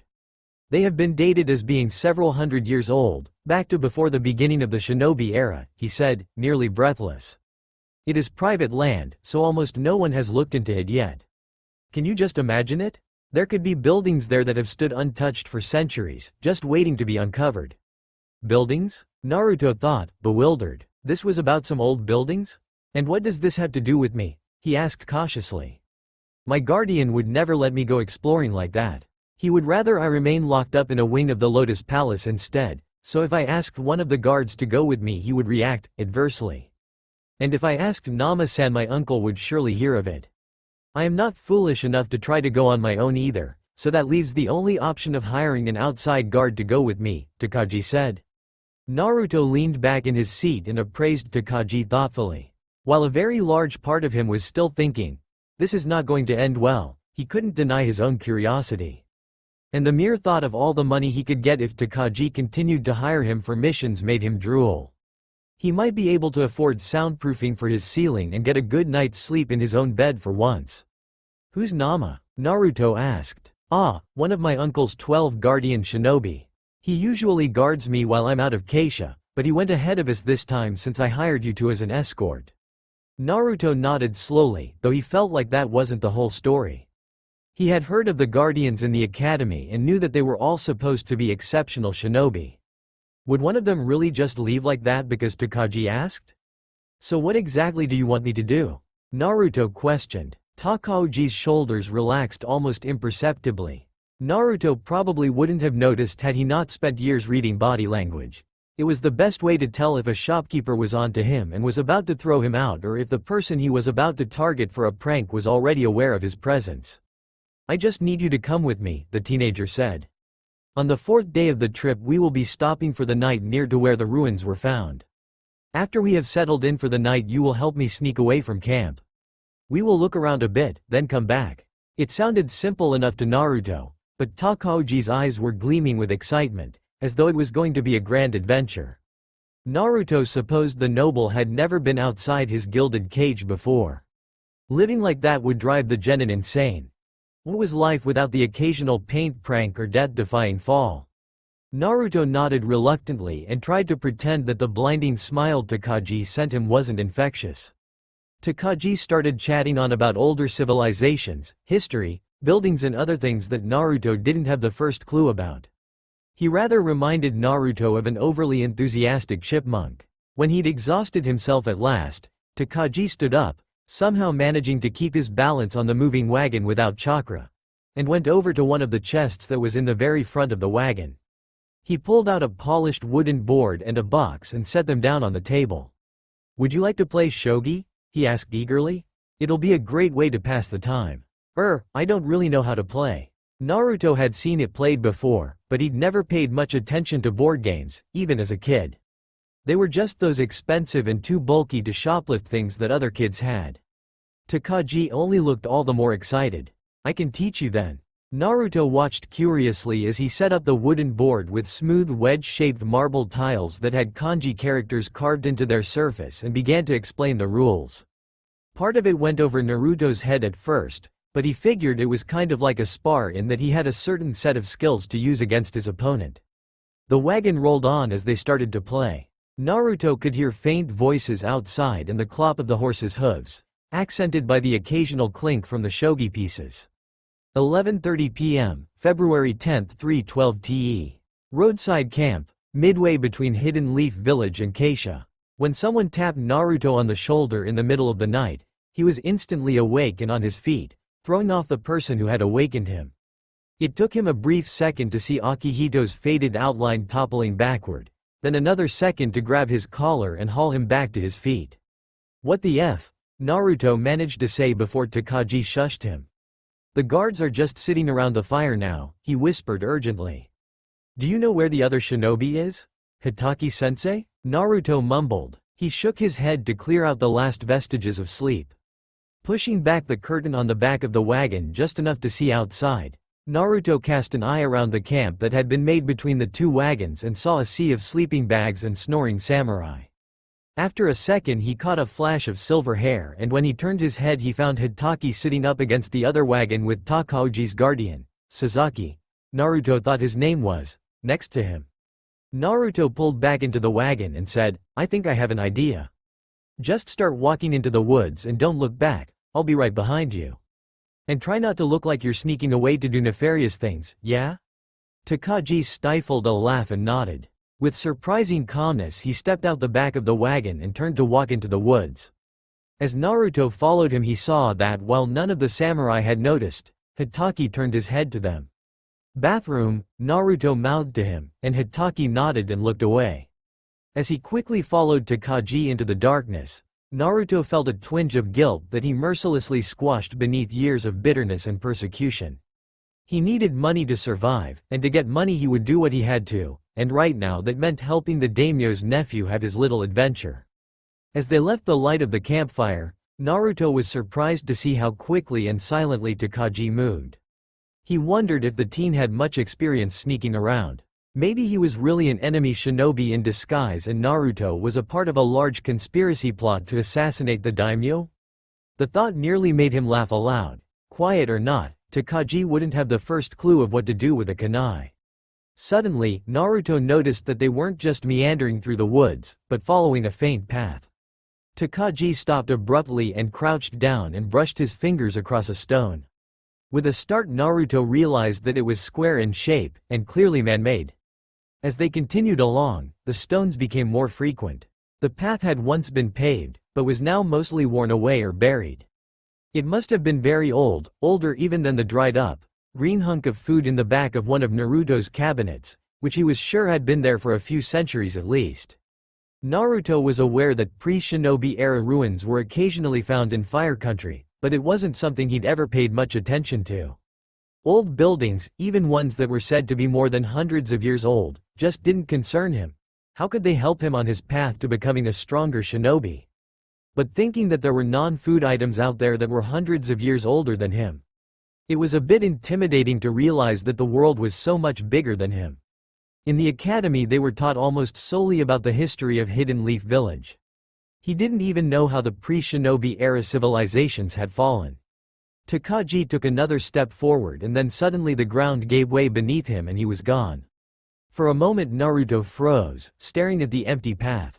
His heart began to jump around in his chest like a cat trapped in a paper bag and he scrambled forward to the edge of the hole where the earth had fallen in beneath Takaoji's weight.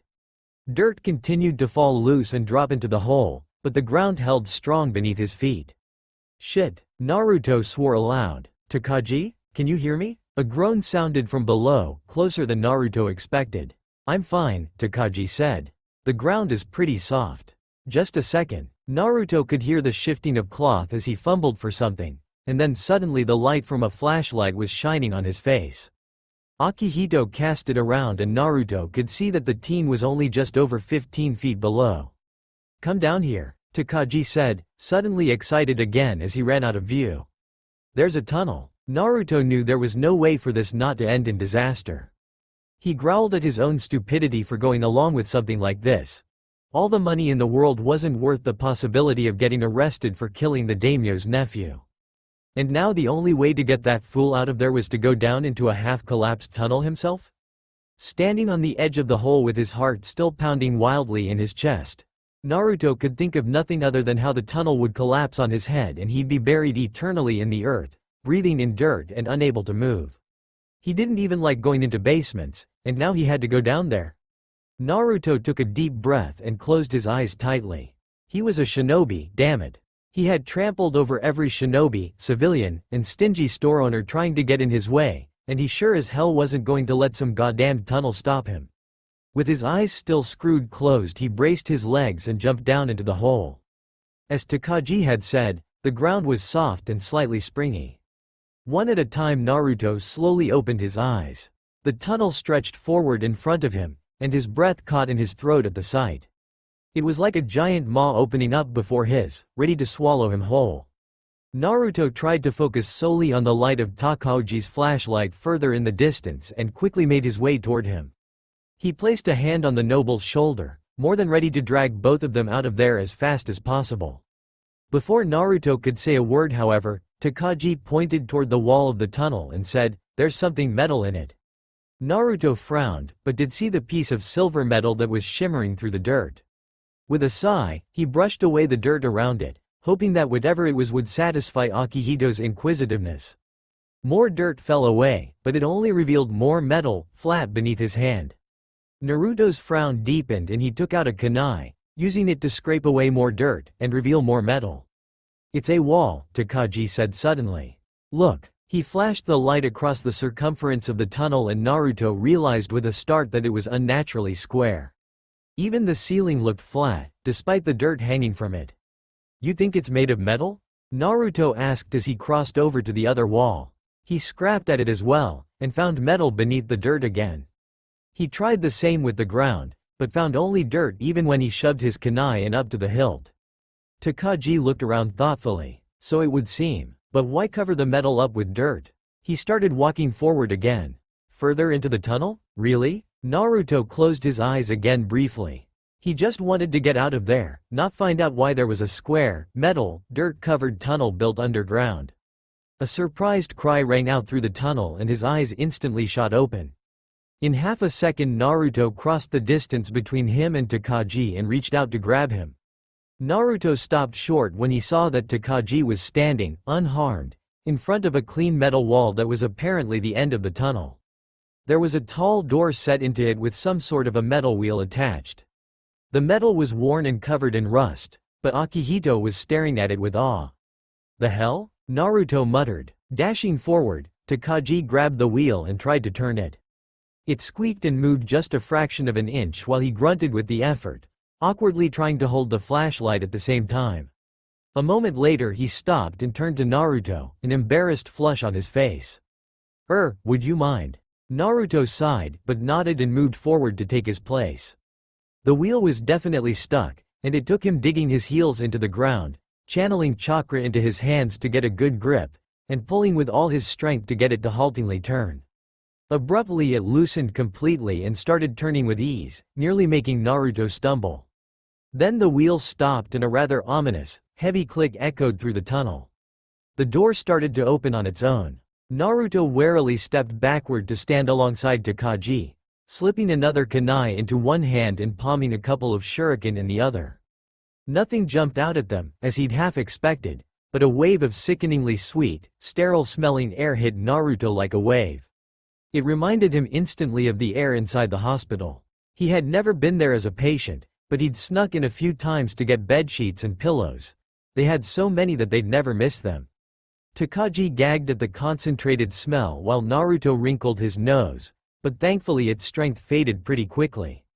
A mechanical buzzing sounded from above, and then one by one a series of long tube-like lights began to turn on inside the vault. The light revealed a clean corridor with a white tiled floor and the same smooth metal walls that were in the tunnel, sans dirt. It bisected at a T-junction about 20 feet ahead and continued out of sight. Takagi breathed out sharply, a look of awe lighting up his face. "It's clean," he commented in wonder as he leaned forward. "No dirt or dust. And the air should be stale after being locked up so tightly for a long period of time. There must be some kind of air recycling system and a generator for the electricity. What is this, some kind of super secret underground lab?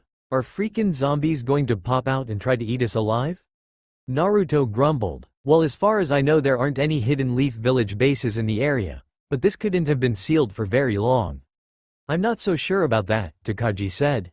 Naruto made a small sound in the back of his throat as Takagi took a step into the corridor.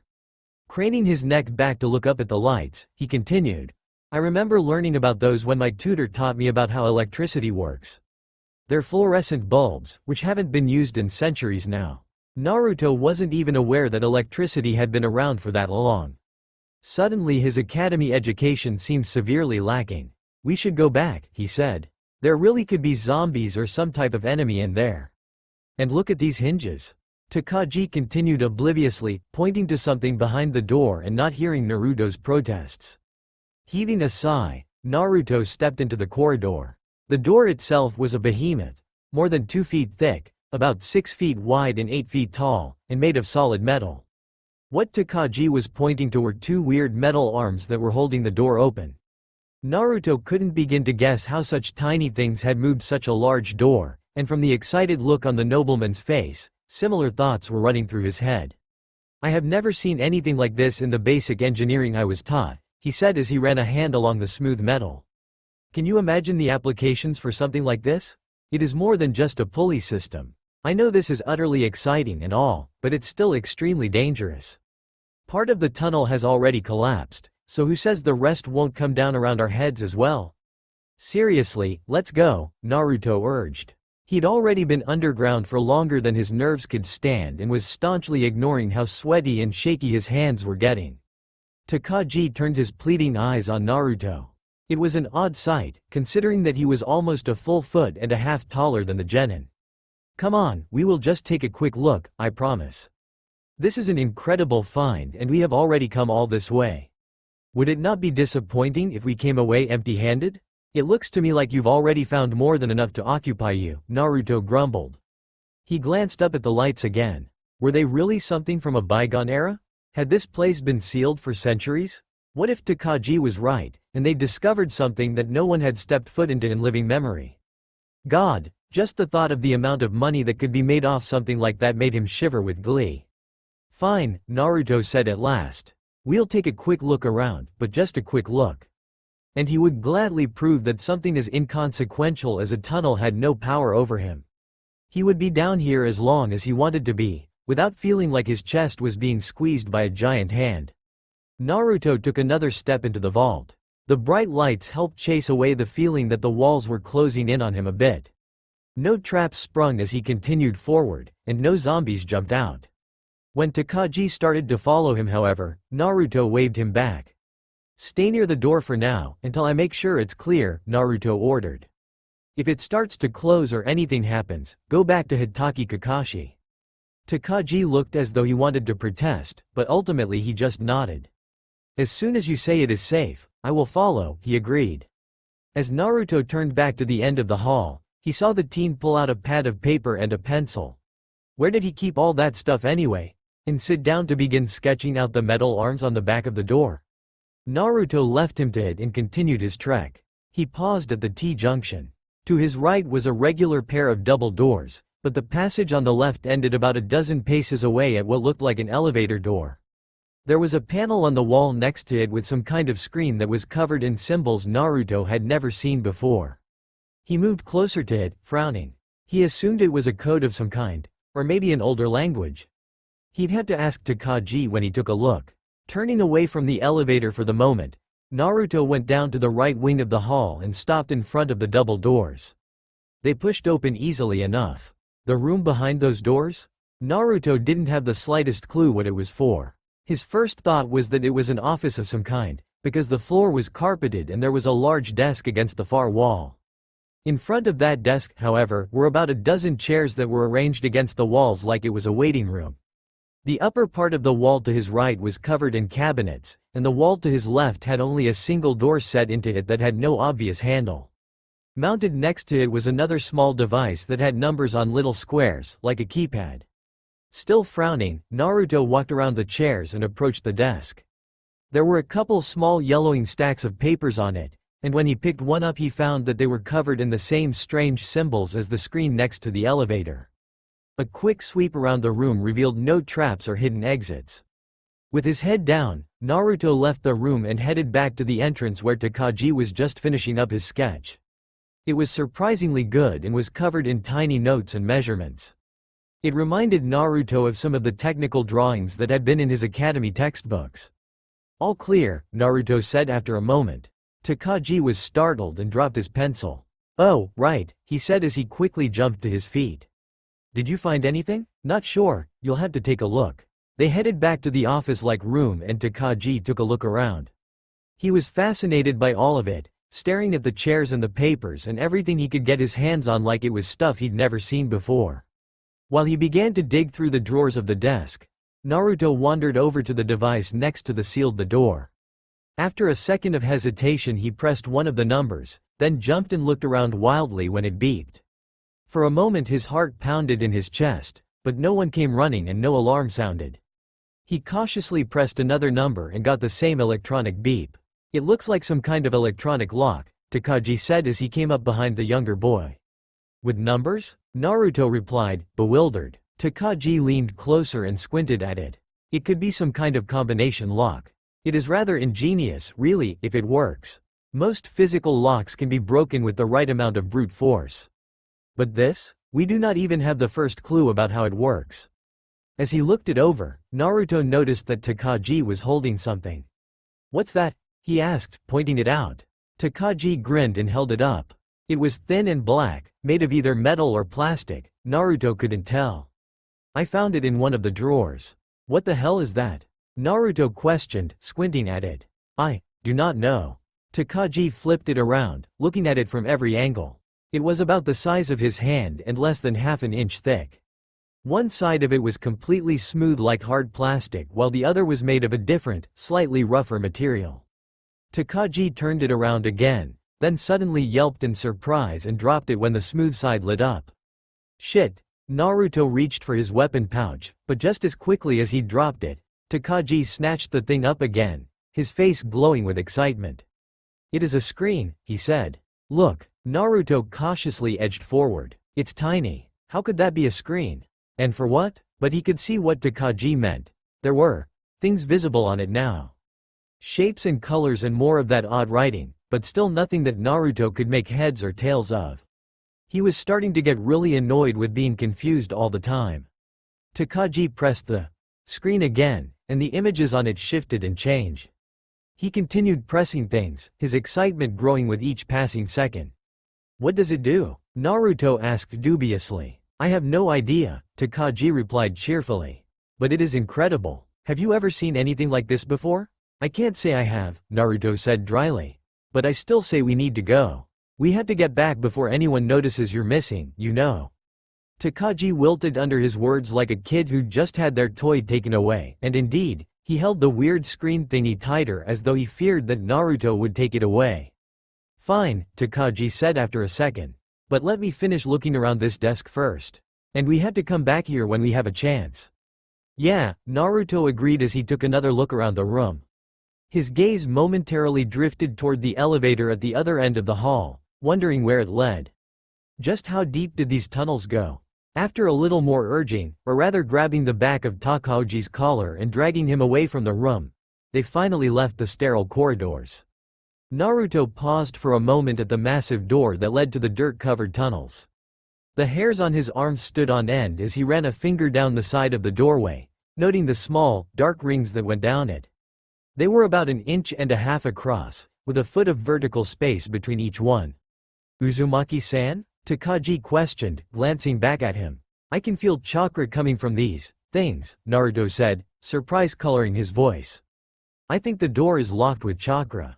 But something like that would need a constant chakra source. He glanced back into the corridor as he spoke and felt a shiver run down his spine that had absolutely nothing to do with his reaction to enclosed spaces. 3 p.m., February 11, 3:12 TE. Hidden Cloud Village. If you stare any harder at that glass, it's likely to shatter, Karui said with a smirk. Yugito jerked her head up as her concentration broke. Ah, she shook her head. Are you alright, Yugito-sama? Omoi asked. Yes, Yugito said. She glanced around her team. The three of them were seated in a small restaurant, sharing a meal as was their post-mission tradition. None of them looked at open seat where Yatsuki would have sat. I was just thinking, I feel as though I missed something. Missed something? Karui questioned with a frown. Her eyes slid to Yatsuki's seat for a second, then darted away. Yugito's eyes narrowed and her gaze bored into the table again. It all fell into place too easily. Karui and Omoi shared a look. Yugito-sama. Yugito stood abruptly. Her subordinates shared one more glance before they scrambled out of their seats. The bill, Omoi said. Just pay it. Karui snapped, waving a hand at him without looking back. Omoi huffed, but quickly pulled out his wallet while the rest of his team stepped out of the restaurant. He caught up with them a minute later, just as Yugito turned a corner and leapt up onto the nearest roof. Her team stayed quiet as they ran through Hidden Cloud Village. Yugito barely noticed, almost all of her attention focused inward as her mind raced, bringing up and discarding theory after theory. She used lightning step to quickly move from compound to compound. Karui and Omoi tensed when they landed on the roof of a building next to the street where Yatsuki had died. Yugito paused for only a second before leaping across the street to Jay's apartment building. She stuck to the side of the building with Chakra for a moment, then pulled herself into Jay's apartment through his still open balcony. What is it, Yugito-sama? Omoi asked, glancing around the room with narrowed eyes. Yugito didn't bother to answer just yet. She strode out of the apartment and stopped 2 doors down. Raising her fist, she knocked sharply on the wood. Her team shifted uncomfortably behind her. No one answered. Yugito knocked again and waited another 30 seconds. When there still was no response, she placed her hand on the door and inserted a small chakra string into the doorknob. A moment later the lock clicked open. The door swung open to an empty apartment, devoid of any furniture. Karui, contact the building manager and find out who last rented this apartment, Yugito said. The red-haired kunoichi hesitated, opening her mouth to argue, but changed her mind when Yugito glanced back. Instead she nodded and vanished with a faint crackle. Who used to live here? Omoi asked. He followed Yugito into the apartment, but neither of them found anything of interest. There wasn't even any dust. Do a search for chakra impression, Yugito said. Once he'd nodded and settled down in the middle of the apartment, she said, the primary reason I uncovered T's treason was because a civilian woman inquired about what happened and mentioned in passing that T and J had been friends. A suspicious connection, as T had shown no surprise or sadness at J's death. You don't think she was a civilian woman? Omoi murmured as he closed his eyes and began to concentrate. Something about the entire encounter felt off to me, Yugito agreed. At first I believed grief was coloring my memory of the incident, but... She shook her head. I do not believe in coincidences. The civilian woman was there for a reason. She intentionally pointed out the connection between T and J, revealing T's treachery. If such a connection even existed in the first place. Yugito frowned and stared out the window and into the gray clouds in the distance. There were a number of theories she could come up with explaining what the woman's intentions were, but with her absence in this apartment now, none of those theories were good. The woman had revealed a traitor, yes, but some dark intuition niggled at the back of Yugito's mind. She didn't like this one bit. What if the woman been working with T and ratted him out so that she could get away? No, that didn't quite work. Why turn on T? And why risk getting him captured and interrogated, potentially revealing herself as well? Yugito glared at the window. No, something else was going on. Omoi opened his eyes. Only one person was in this room recently. Their chakra signature was small, either a skilled civilian, or a shinobi suppressing their chakra. They were here for only a few days and left about a week ago. Probably the same day as Jay's assassination. Yugito's gaze switched back to the open apartment door as Karui approached. The redhead was frowning heavily. The last tenant was an older woman who died of natural causes a month ago, Karui said. No one has lived here since then. What the hell is going on, Yugito-sama? That is what I would like to ask, Yugito murmured. Omoi, memorize the chakra signature you feel here. We need to find the woman who spoke to me. She may be the only lead we have so far. While Omoi nodded, Karui snorted and crossed her arms under her chest. And now we're back to hunting for traitors. Oh goody? Traitors from within the village or without, Yugito wondered. Traitors from within could be ferreted out eventually, or else would abandon the village and leave themselves. But if they had support from another village? Her frown deepened. The hidden villages had been at peace for too long. It wouldn't surprise her in the slightest if someone was making their move now, and would surprise her even less if it turned out to be those leaf bastards. This confirmed one other thing at least. Yugito knew she hadn't hit T hard enough to kill him. No, someone else was covering this up. 4 p.m., February 13, 3:12 TE. Outside Kisha. It took another 2 days to reach the capital. Takagi and Naruto spent most of that time in the wagon, discussing what they'd found. Well, he spent most of his time excitedly throwing out theories and exploring the device he'd found while Naruto listened and nodded at the right intervals. Sure, Naruto kind of found the entire thing fascinating too, but it was a bit hard to follow when Takagi went off on a fast-paced rant about engineering and the ramifications of new discoveries. Please don't tell anyone about this yet, Takagi begged. If word gets out now, the Historical Society will take over completely and we will probably never get another glimpse of it. I know you are supposed to report everything to your commanders, but… Please? It was distinctly odd to see a pleading expression on a nobleman's face, even a teenage nobleman. Naruto had always pictured nobles as being cold and snobbish, not like this. This doesn't affect the mission, so I don't strictly need to mention it. Naruto said slowly. Hitaki already suspected something, he was sure, but Naruto could deal with him when Hitaki finally approached him about it. Thank you, Takagi said, heaving a sigh of relief. Just then the wagon rolled to a stop. Takagi quickly hurried to the back of the wagon and peeked out the curtain. He said something that Naruto couldn't quite make out to one of the samurai guards, and then drew back inside. We have arrived at the gates. Would you like to take a look? I have heard that it is an inspiring sight to those who have never seen Kisha before, Takagi said. Why not? Naruto shrugged. They couldn't be any more ridiculous than Hidden Leaf Village's enormous walls. Naruto followed Takagi out of the wagon. The caravan had stopped outside of the city and was being checked over by a couple of guards. Naruto eyed them for a moment before turning to the city. His breath caught in his throat. Never mind Hidden Leaf Village's walls. Kisha's made them look like they were made of sticks. Kisha's walls were built from stone towers that loomed dozens of stories high into the sky like a giant's fingers. The roofing of the towers was made of shingles and he could faintly make out figures patrolling the tops of the walls. The height itself wasn't what caught Naruto's eye though. What made him gape openly were the murals that covered every visible inch of the city's walls. It was a dizzying array of dragons and phoenixes and tigers and every other manner of fantastic beast, running to and fro and spelling out legends. There was an army marching toward a river beneath one tower and a samurai presenting a ruler with his sword on another. Further along he saw a story about a princess flying on the back of a large raven over the image of a city much like Kisha. The paint was old. That much Naruto could tell instantly, even from a distance. It was cracked in several places and fading here and there, but the color still shone strong. He couldn't even begin to comprehend how long it must have taken to paint such a mural. The wall itself was hundreds of feet tall, and the city of Kisha was massive, home to several million people, so it had to be miles and miles long. Was it painted for its entire length, or just around the gates? Naruto opened his mouth and turned to Takagi to ask him, but the teen had moved over to his guardian and was discussing something with a guard. Naruto shook his head slowly and stared back up at the gates. He was beginning to feel as though he was in another world when outside of Hidden Leaf Village. Nothing was how he expected it to be. Everything was larger, grander, and older.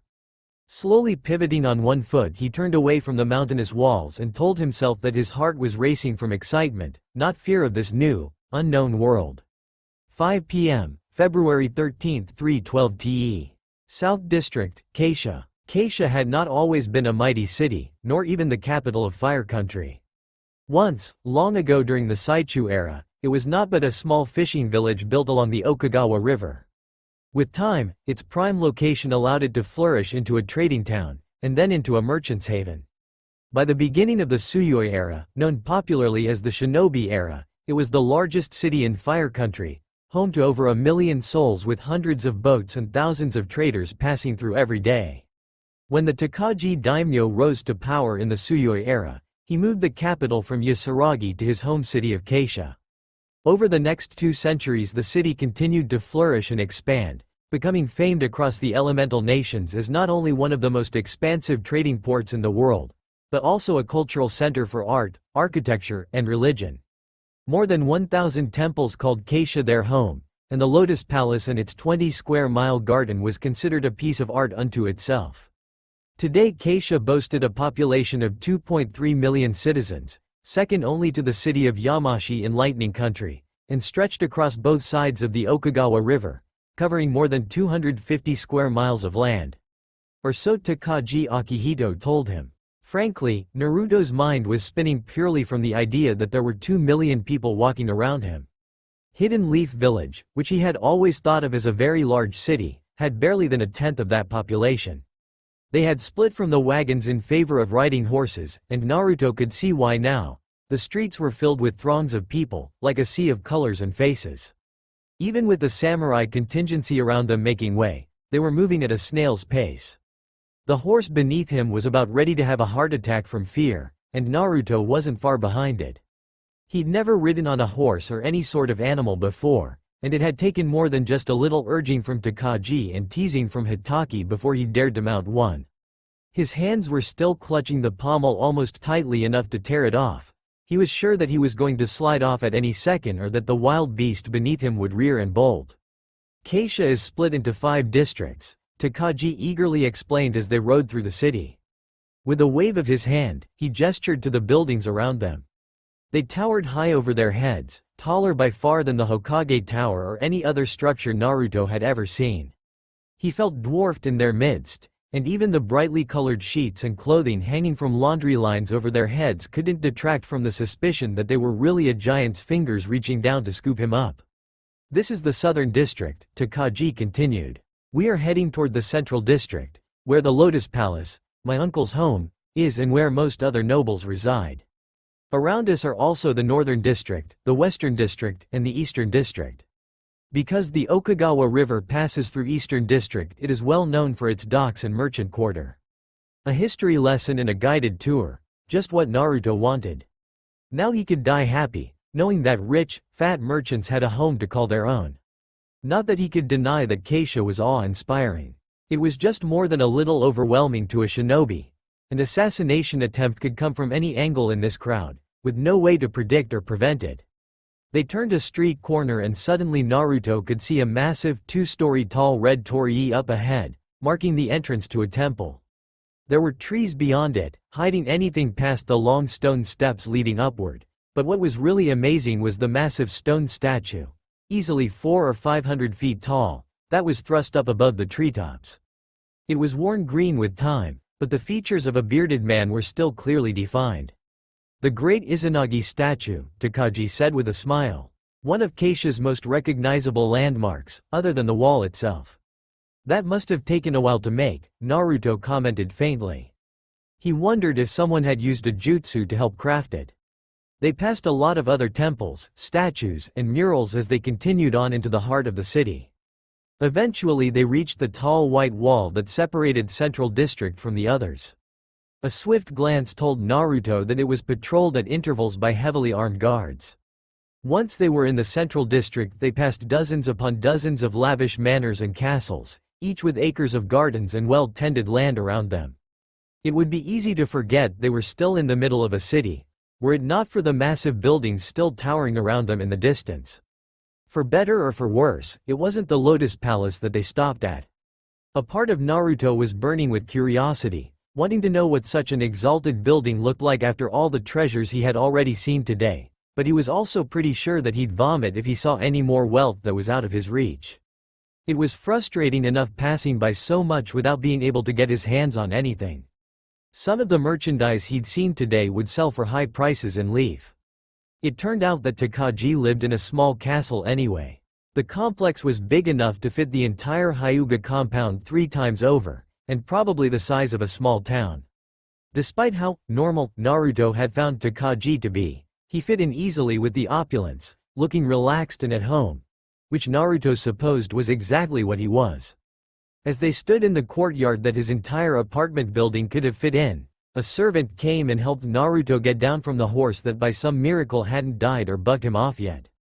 Teeth bared, Naruto shook off the man's hands and jumped down on his own.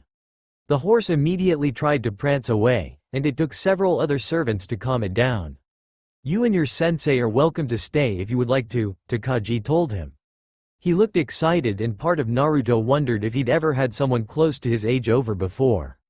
"I'm afraid we must return as quickly as possible," Hitaki replied, suddenly behind Naruto. Takagi hesitated, then nodded. "I understand," he said. He bowed, and Naruto felt more than saw Hitaki tense in surprise. "I wish you a safe journey back, Shinobi-san. I thank you for your assistance." Naruto awkwardly returned a similar bow.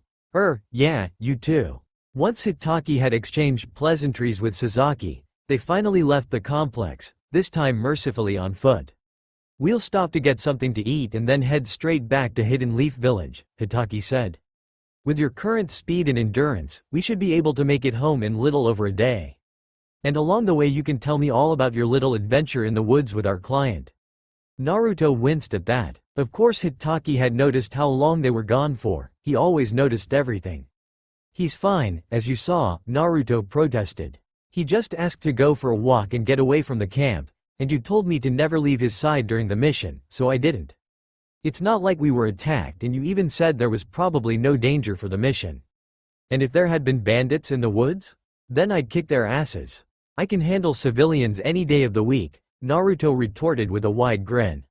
"Such a hard-headed student you've got there, Kakashi-kun," a woman's voice said behind us. "Funny, I never pictured you as the sensei type." Naruto spun around as fast as he could, a kunai practically leaping into his hand as his heart pounded in his chest. He hadn't heard anyone sneaking up. Hitaki, however, wasn't the slightest bit alarmed. He casually turned, presenting the person behind them with his profile as he cocked his head in an arrogant sort of way. "Tu-chan," he greeted her nonchalantly. Tu was a kunoichi in her late 20s with short purple hair. She wore a sleeveless black shinobi jumpsuit with straw waraji sandals on her feet and bandages on her forearms. Tied around her waist was a bandana-like piece of cloth that had a circle on it, within which was the character for fire. Naruto could easily tell that Hitaki-sensei stared at that symbol more than the woman herself. "I was under the impression that you had left the Guardians," he said. The woman flicked some of her hair out of her eyes. "Then your intel is just as poor as I assumed," she said with a mocking sneer and a dark fire in her eyes. "Speaking of which, how is Asuma?" "He's doing well. I believe he's thinking of taking up a genin team of his own," Hitaki answered shortly. Tu scoffed and then turned her gaze on Naruto. Hitaki placed his hand on the boy's shoulder and Naruto nearly flinched because even if he was acting casual, it felt like Hitaki was about to rip his shoulder off. "This is Uzumaki Naruto, my genin." She stared at him, assumingly recognizing his name, and Naruto managed to retain his decorum for all of 2 seconds before he snapped, "What? Are you waiting for me to sprout fangs and go for your jugular? Because I guarantee we'll be standing here all night if that's the case, and I'm damn hungry." Tu released a short, bark-like laugh. "Well, he's got fire, I'll give you that much," she said. "You might want to keep him on a shorter leash though. His presence is already stirring up all sorts of unwanted interest." While Naruto was left blinking in confusion and wondering what the hell that was supposed to mean, Hitaki hummed noncommittally. "I'll keep your warning in mind," he replied, though his blasé tone said the opposite. "If there's nothing else." Tu sneered again. With a quiet crack that sounded like a strike of lightning, she disappeared. "Time to go, Naruto-kun," Hitaki said. 11 p.m., February 13, 312 TE. Lotus Palace, Kisha. Two's eyes narrowed when Kazuma walked past the courtyard. Another shinobi followed him a moment later. She used Shunshin to flash up to the edge of a low rooftop and crouched in the shadows made by the second floor. Overhead the sun started to dip below the wall, casting long shadows across the courtyard. The two shinobi disappeared into another doorway, but Two followed them overhead using Chakra to sharpen her hearing. Kazuma had always had heavy footsteps for a shinobi, and she followed their sound now. Kazuma stopped and Two froze. There was no more sound from below, even though she was sure she hadn't been caught. With light steps, she picked her way across the roof to the edge of the building. She flipped down onto the side of the building and stuck to the wall while simultaneously applying a basic genjutsu that allowed her to blend further into the shadows. There were no windows nearby and still no sounds from inside, but Two was still sure that this was where Kazuma had gone. The room they'd entered likely had privacy seals on it to prevent sound from escaping. But they would be basic seals, hastily placed, and the walls themselves weren't soundproof. Two flashed through a set of hand seals and then flattened her palms against the wall. Her chakra reached out through the grains of the wood and amplified any vibrations that touched it. The jutsu would transfer those vibrations to her inner ear where her brain could translate them into sound as easily as if they were coming from an earpiece. As the technique took hold, a loud roar filled her hearing, punctuated by shaking booms. Two winched and jerked back instinctively, then narrowed her eyes in concentration as she focused her chakra and adjusted the technique to focus on sounds coming from inside the room only. It required almost more control than she had to block out the wind buffeting the building and vibrations from other parts of the building, but after a minute the clamor quieted and voices filtered through instead. Two breathed a silent sigh of relief. The possibility of being deafened by this jutsu was a very real threat, and precisely why it was such a little-known technique. There were 4 voices talking over each other inside. After a minute Two was able to sort them out into Kazuma and 3 other members of the daimyo's 12 guardians. "We might get support from Lord Suzuki," one of them said. The wall muffled his voice just enough that Two couldn't quite place his identity. "No, I don't think so," someone else said. "He's sleeping with Lady Yoshida and she had him wrapped around her finger. He barely blinks without her say so and she'd shoot us down in a second." "We don't need more financial backing anyway," a third voice argued. The first man scoffed. "Wandering nin don't come cheap. We shouldn't have to hire anyone. What we need is an ideological change, starting from the ground up. Anything else will just fall apart." "I agree," another man said, and this one Two immediately recognized as Kazuma. He was being unusually reticent. Usual he couldn't wait to shove his opinion down someone's throat. The 4th Hokage would have perfect, but he wound up getting himself killed by the goddamn 9 tails. And now we've spent the past decade waiting for the 3rd Hokage to kick the bucket for finally step down. He's holding onto that post with a fucking death grip. And that's why we're backing Shimura Danzo, the second man said. During the last succession they picked a young shinobi. Why would they pick someone the same age as the 3rd Hokage now? "Then that's where we come in," Kazuma said. "We need to exert more pressure on the daimyo's advisors to make certain they pick Danzo when the time comes." A round of murmured arguments rippled through the gathered shinobi. "And when exactly would the time be?" the first shinobi spat out. "We've been waiting on the sidelines for over years. We can't assassinate a Kage. Can't or won't? Won't, obviously. We don't want to start a civil war. Civil war would be preferable to watching the country rot around us because a pacifist Hokage doesn't have the guts to do what needs to be done." "That's enough." Kazuma's voice cut through the noise and the others fell silent. "Narita is right, civil war will only make things worse. We need to take this slowly, carefully. We need to wait for the right time, and then we'll place Danzo in the Hokage seat." "Are we sure about him? I've heard he's just an old warhawk," the third man said uneasily. "My contact says he's still extremely active in Leaf's Black Ops," the second man, Narita, replied. "And more importantly, he holds the same ideals we do. He knows that Fire Country could burn through all our enemies if we actually took an active stance, rather than sitting with our hands under our asses like we have been. He would make a proper Hokage, with our backing." Another series of murmurs ran through the room. "Enough rehashing of old arguments," said Kazuma. "What about the situation with Lord Saito? Kakeru, have you made contact with his bodyguards yet?" As the group degenerated into other discussions, Tu pulled her right hand away from the wall and cancelled her jutsu.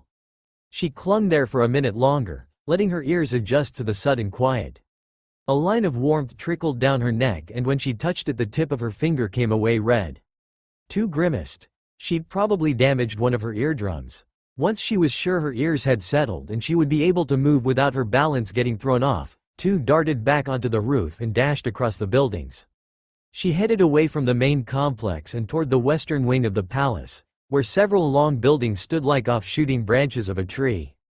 Dropping back to the flagstone pavement, Tu silently moved to a door that had been placed far back into a dark alcove and slipped inside. Nama looked up from a scroll and put down his pen. He took in Tu's appearance with a single glance, then approached with one hand already glowing green from a medical jutsu.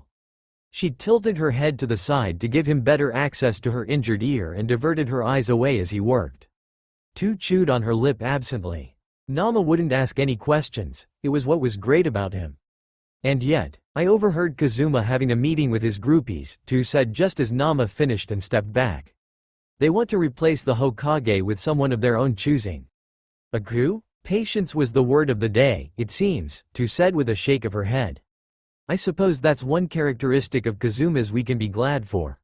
She hesitated. I feel like this is something to be reported. Nama raised an eyebrow. To leave? Tu scoffed. Of course not, but this could affect Takagi-sama's relationship with the Hokage if it got out. She growled and roughly ran a hand through her short hair. It's just more of Kazuma's political maneuverings, I know. He won't actually do anything.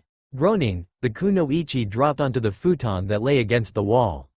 Nama returned to his small table, but didn't pick his pen up yet. He folded his hands on top of its wooden surface and watched Tu with piercing eyes. I guess I just don't like the idea of Kazuma plotting, Tu grumbled. It's not like he would ever do anything to go against Takagi-sama. He's practically a fanatic. Fanatics are the most unpredictable of loyalists, Nama said. Yay, true. Tu frowned and tapped her fingers against the wooden floor planks. I suppose I'll just keep an eye on him like usual. You mind helping? She grinned and batted her eyes, but Nama's expression remained as passive as ever. I will be out of the city for the next few weeks on an errand for Shijimi-sama, he said. But later I will be glad to be of help. Damn, well, thanks anyway. Tu let out an explosive breath, stretched, and then left with a backward wave. Nama picked up his pen and finished his scroll. Several minutes later, as he penned the finishing touches, a large brown shinobi cat slunk out of the shadows next to a cabinet.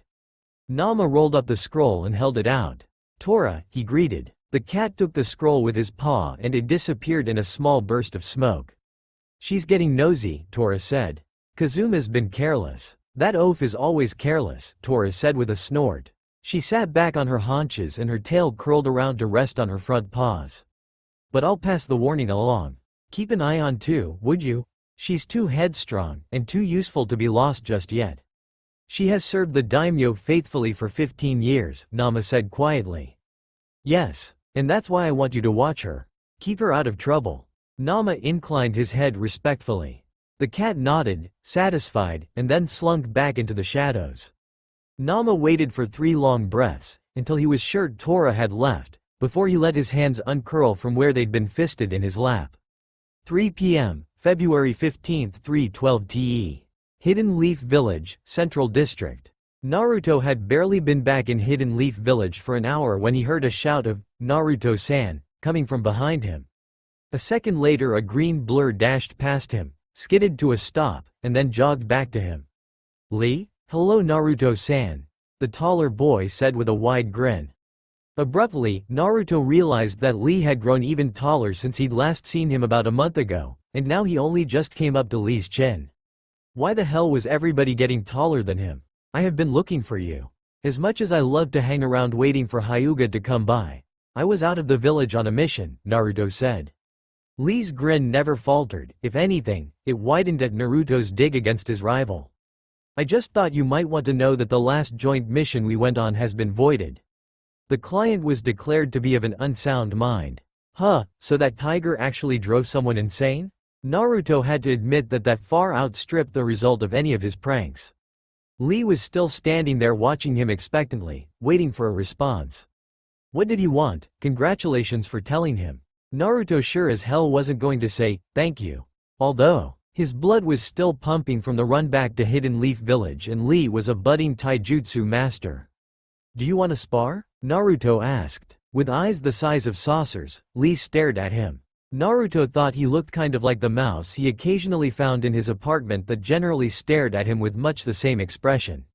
Naruto had yet to figure out how it avoided all his traps, but considering the integrity, or lack thereof, of some of his walls, it wasn't too surprising.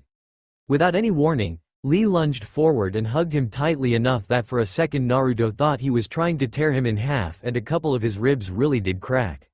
Lee lifted him completely off the ground and then a moment later dropped him while laughing boisterously.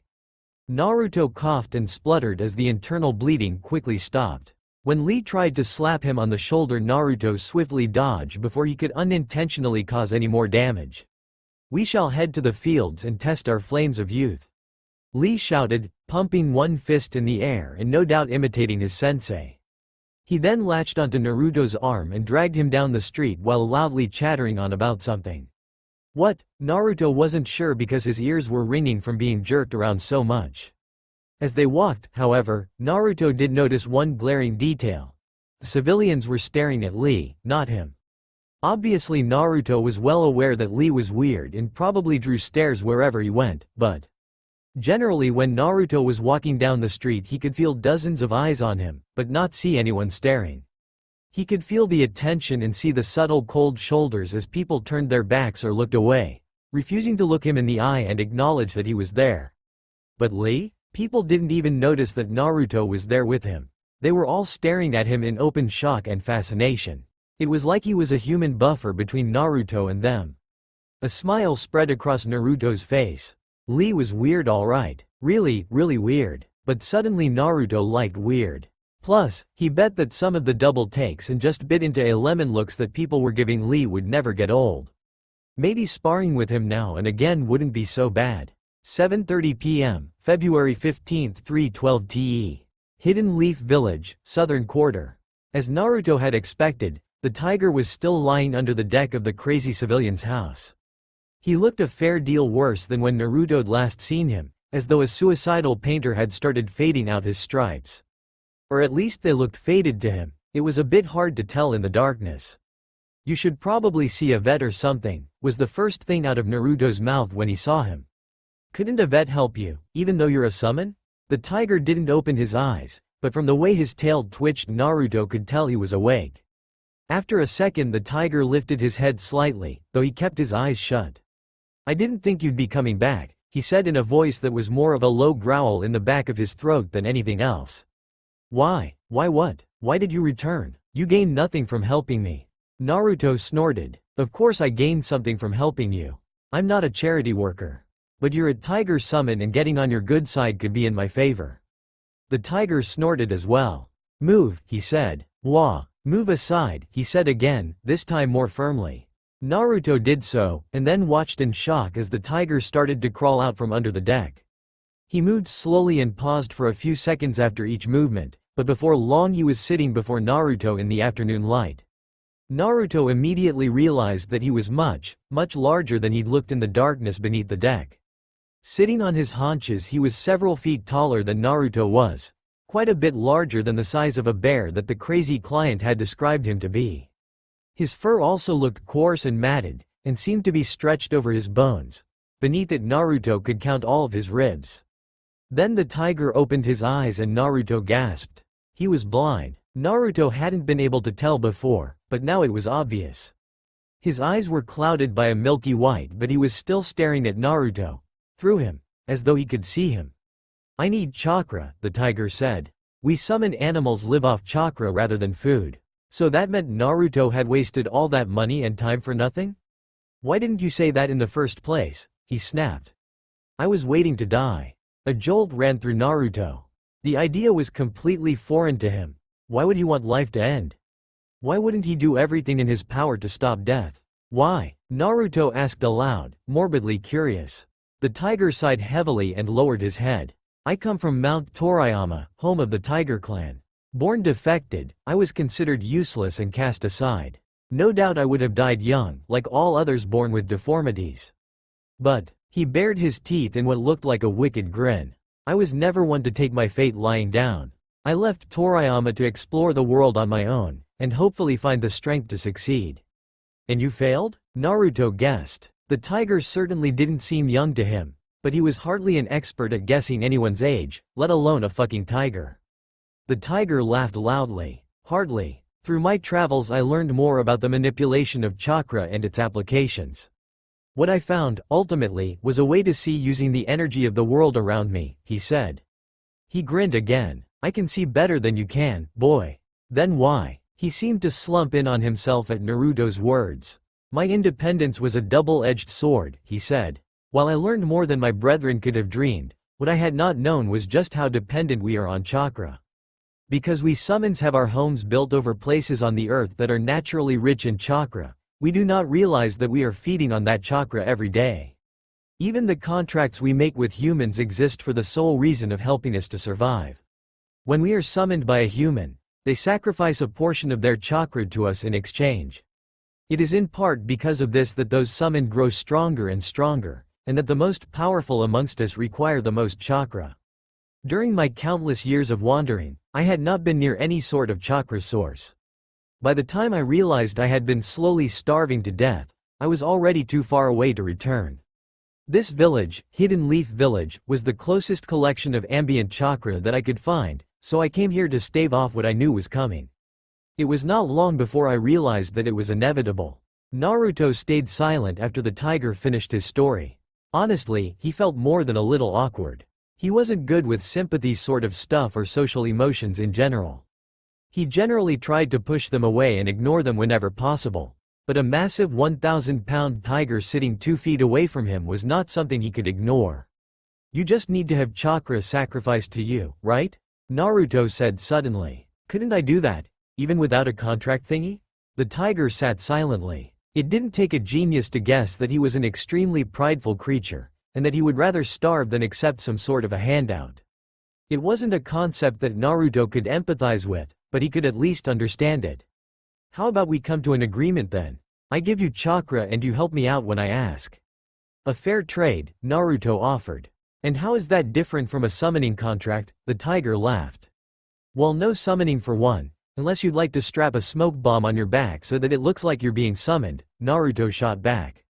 But hey, if a fair trade doesn't sound good to you, you could always just take the chakra and head back to Mount Tiger or whatever. The tiger snarled at him and Naruto nearly jumped back, heart-pounding. The tiger's teeth were nearly the length of one of his hands. I will do no such thing, he growled. I have honor, more honor than my brethren by far. If it's a contract you want, then it's a contract you'll get. As the anger drained from the tiger, it seemed to take all of his energy with it. Looking frailer than ever in the sunlight, he sunk down until he was lying on his stomach and looked up at Naruto. How does this work then? It looks like you really need the chakra, Naruto said. For a moment the tiger didn't respond. He'd closed his eyes again and it almost looked like he was sleeping. Without opening them he said, "Place your hand on my head. Will your chakra to me and it will be so." Naruto was dubious about anything that was supposed to magically happen. He could still recall the one-street magician he'd seen as a kid and how the man had screamed and fled when Naruto stuck his hand through the bottom of the cage he'd been using and took out the bird hidden there. It had been a pathetically obvious illusion. Despite his doubts however, Naruto did as the tiger asked and placed his hand lightly on his head. His fur was warmer than Naruto expected, practically radiating heat. Naruto focused his attention on his hand and began to channel his chakra, wanting it like the tiger said, and gasped faintly when he felt a tugging sensation on his chakra, as though a hand was softly grasping it and pulling it down. The energy flowed around the tiger and seemed to settle on top of him for a moment before sinking into his fur. The tiger released a deep, satisfied sigh. It has been too long, he said wistfully. He opened his blind eyes again. You may call me Tokui, little shinobi. Uzumaki Naruto. Does this mean you don't want to die anymore? Naruto asked cheekily. Tokui swatted a large paw at Naruto, not really intending to hit him. Don't think you can be fresh with me, boy. It will take me time to gain my strength back, but that does not mean you can disrespect me. A contract is a mutual agreement, It requires the willing trust and acceptance of both parties. Now lead me to your den. I will rest there so that I can snack on your chakra whenever I wish. You're lucky I have a hell of a lot of chakra then. Naruto chuckled. He paused for a moment, considering something. Why haven't you tried to form a contract with a human before? I'm sure someone would have agreed to it.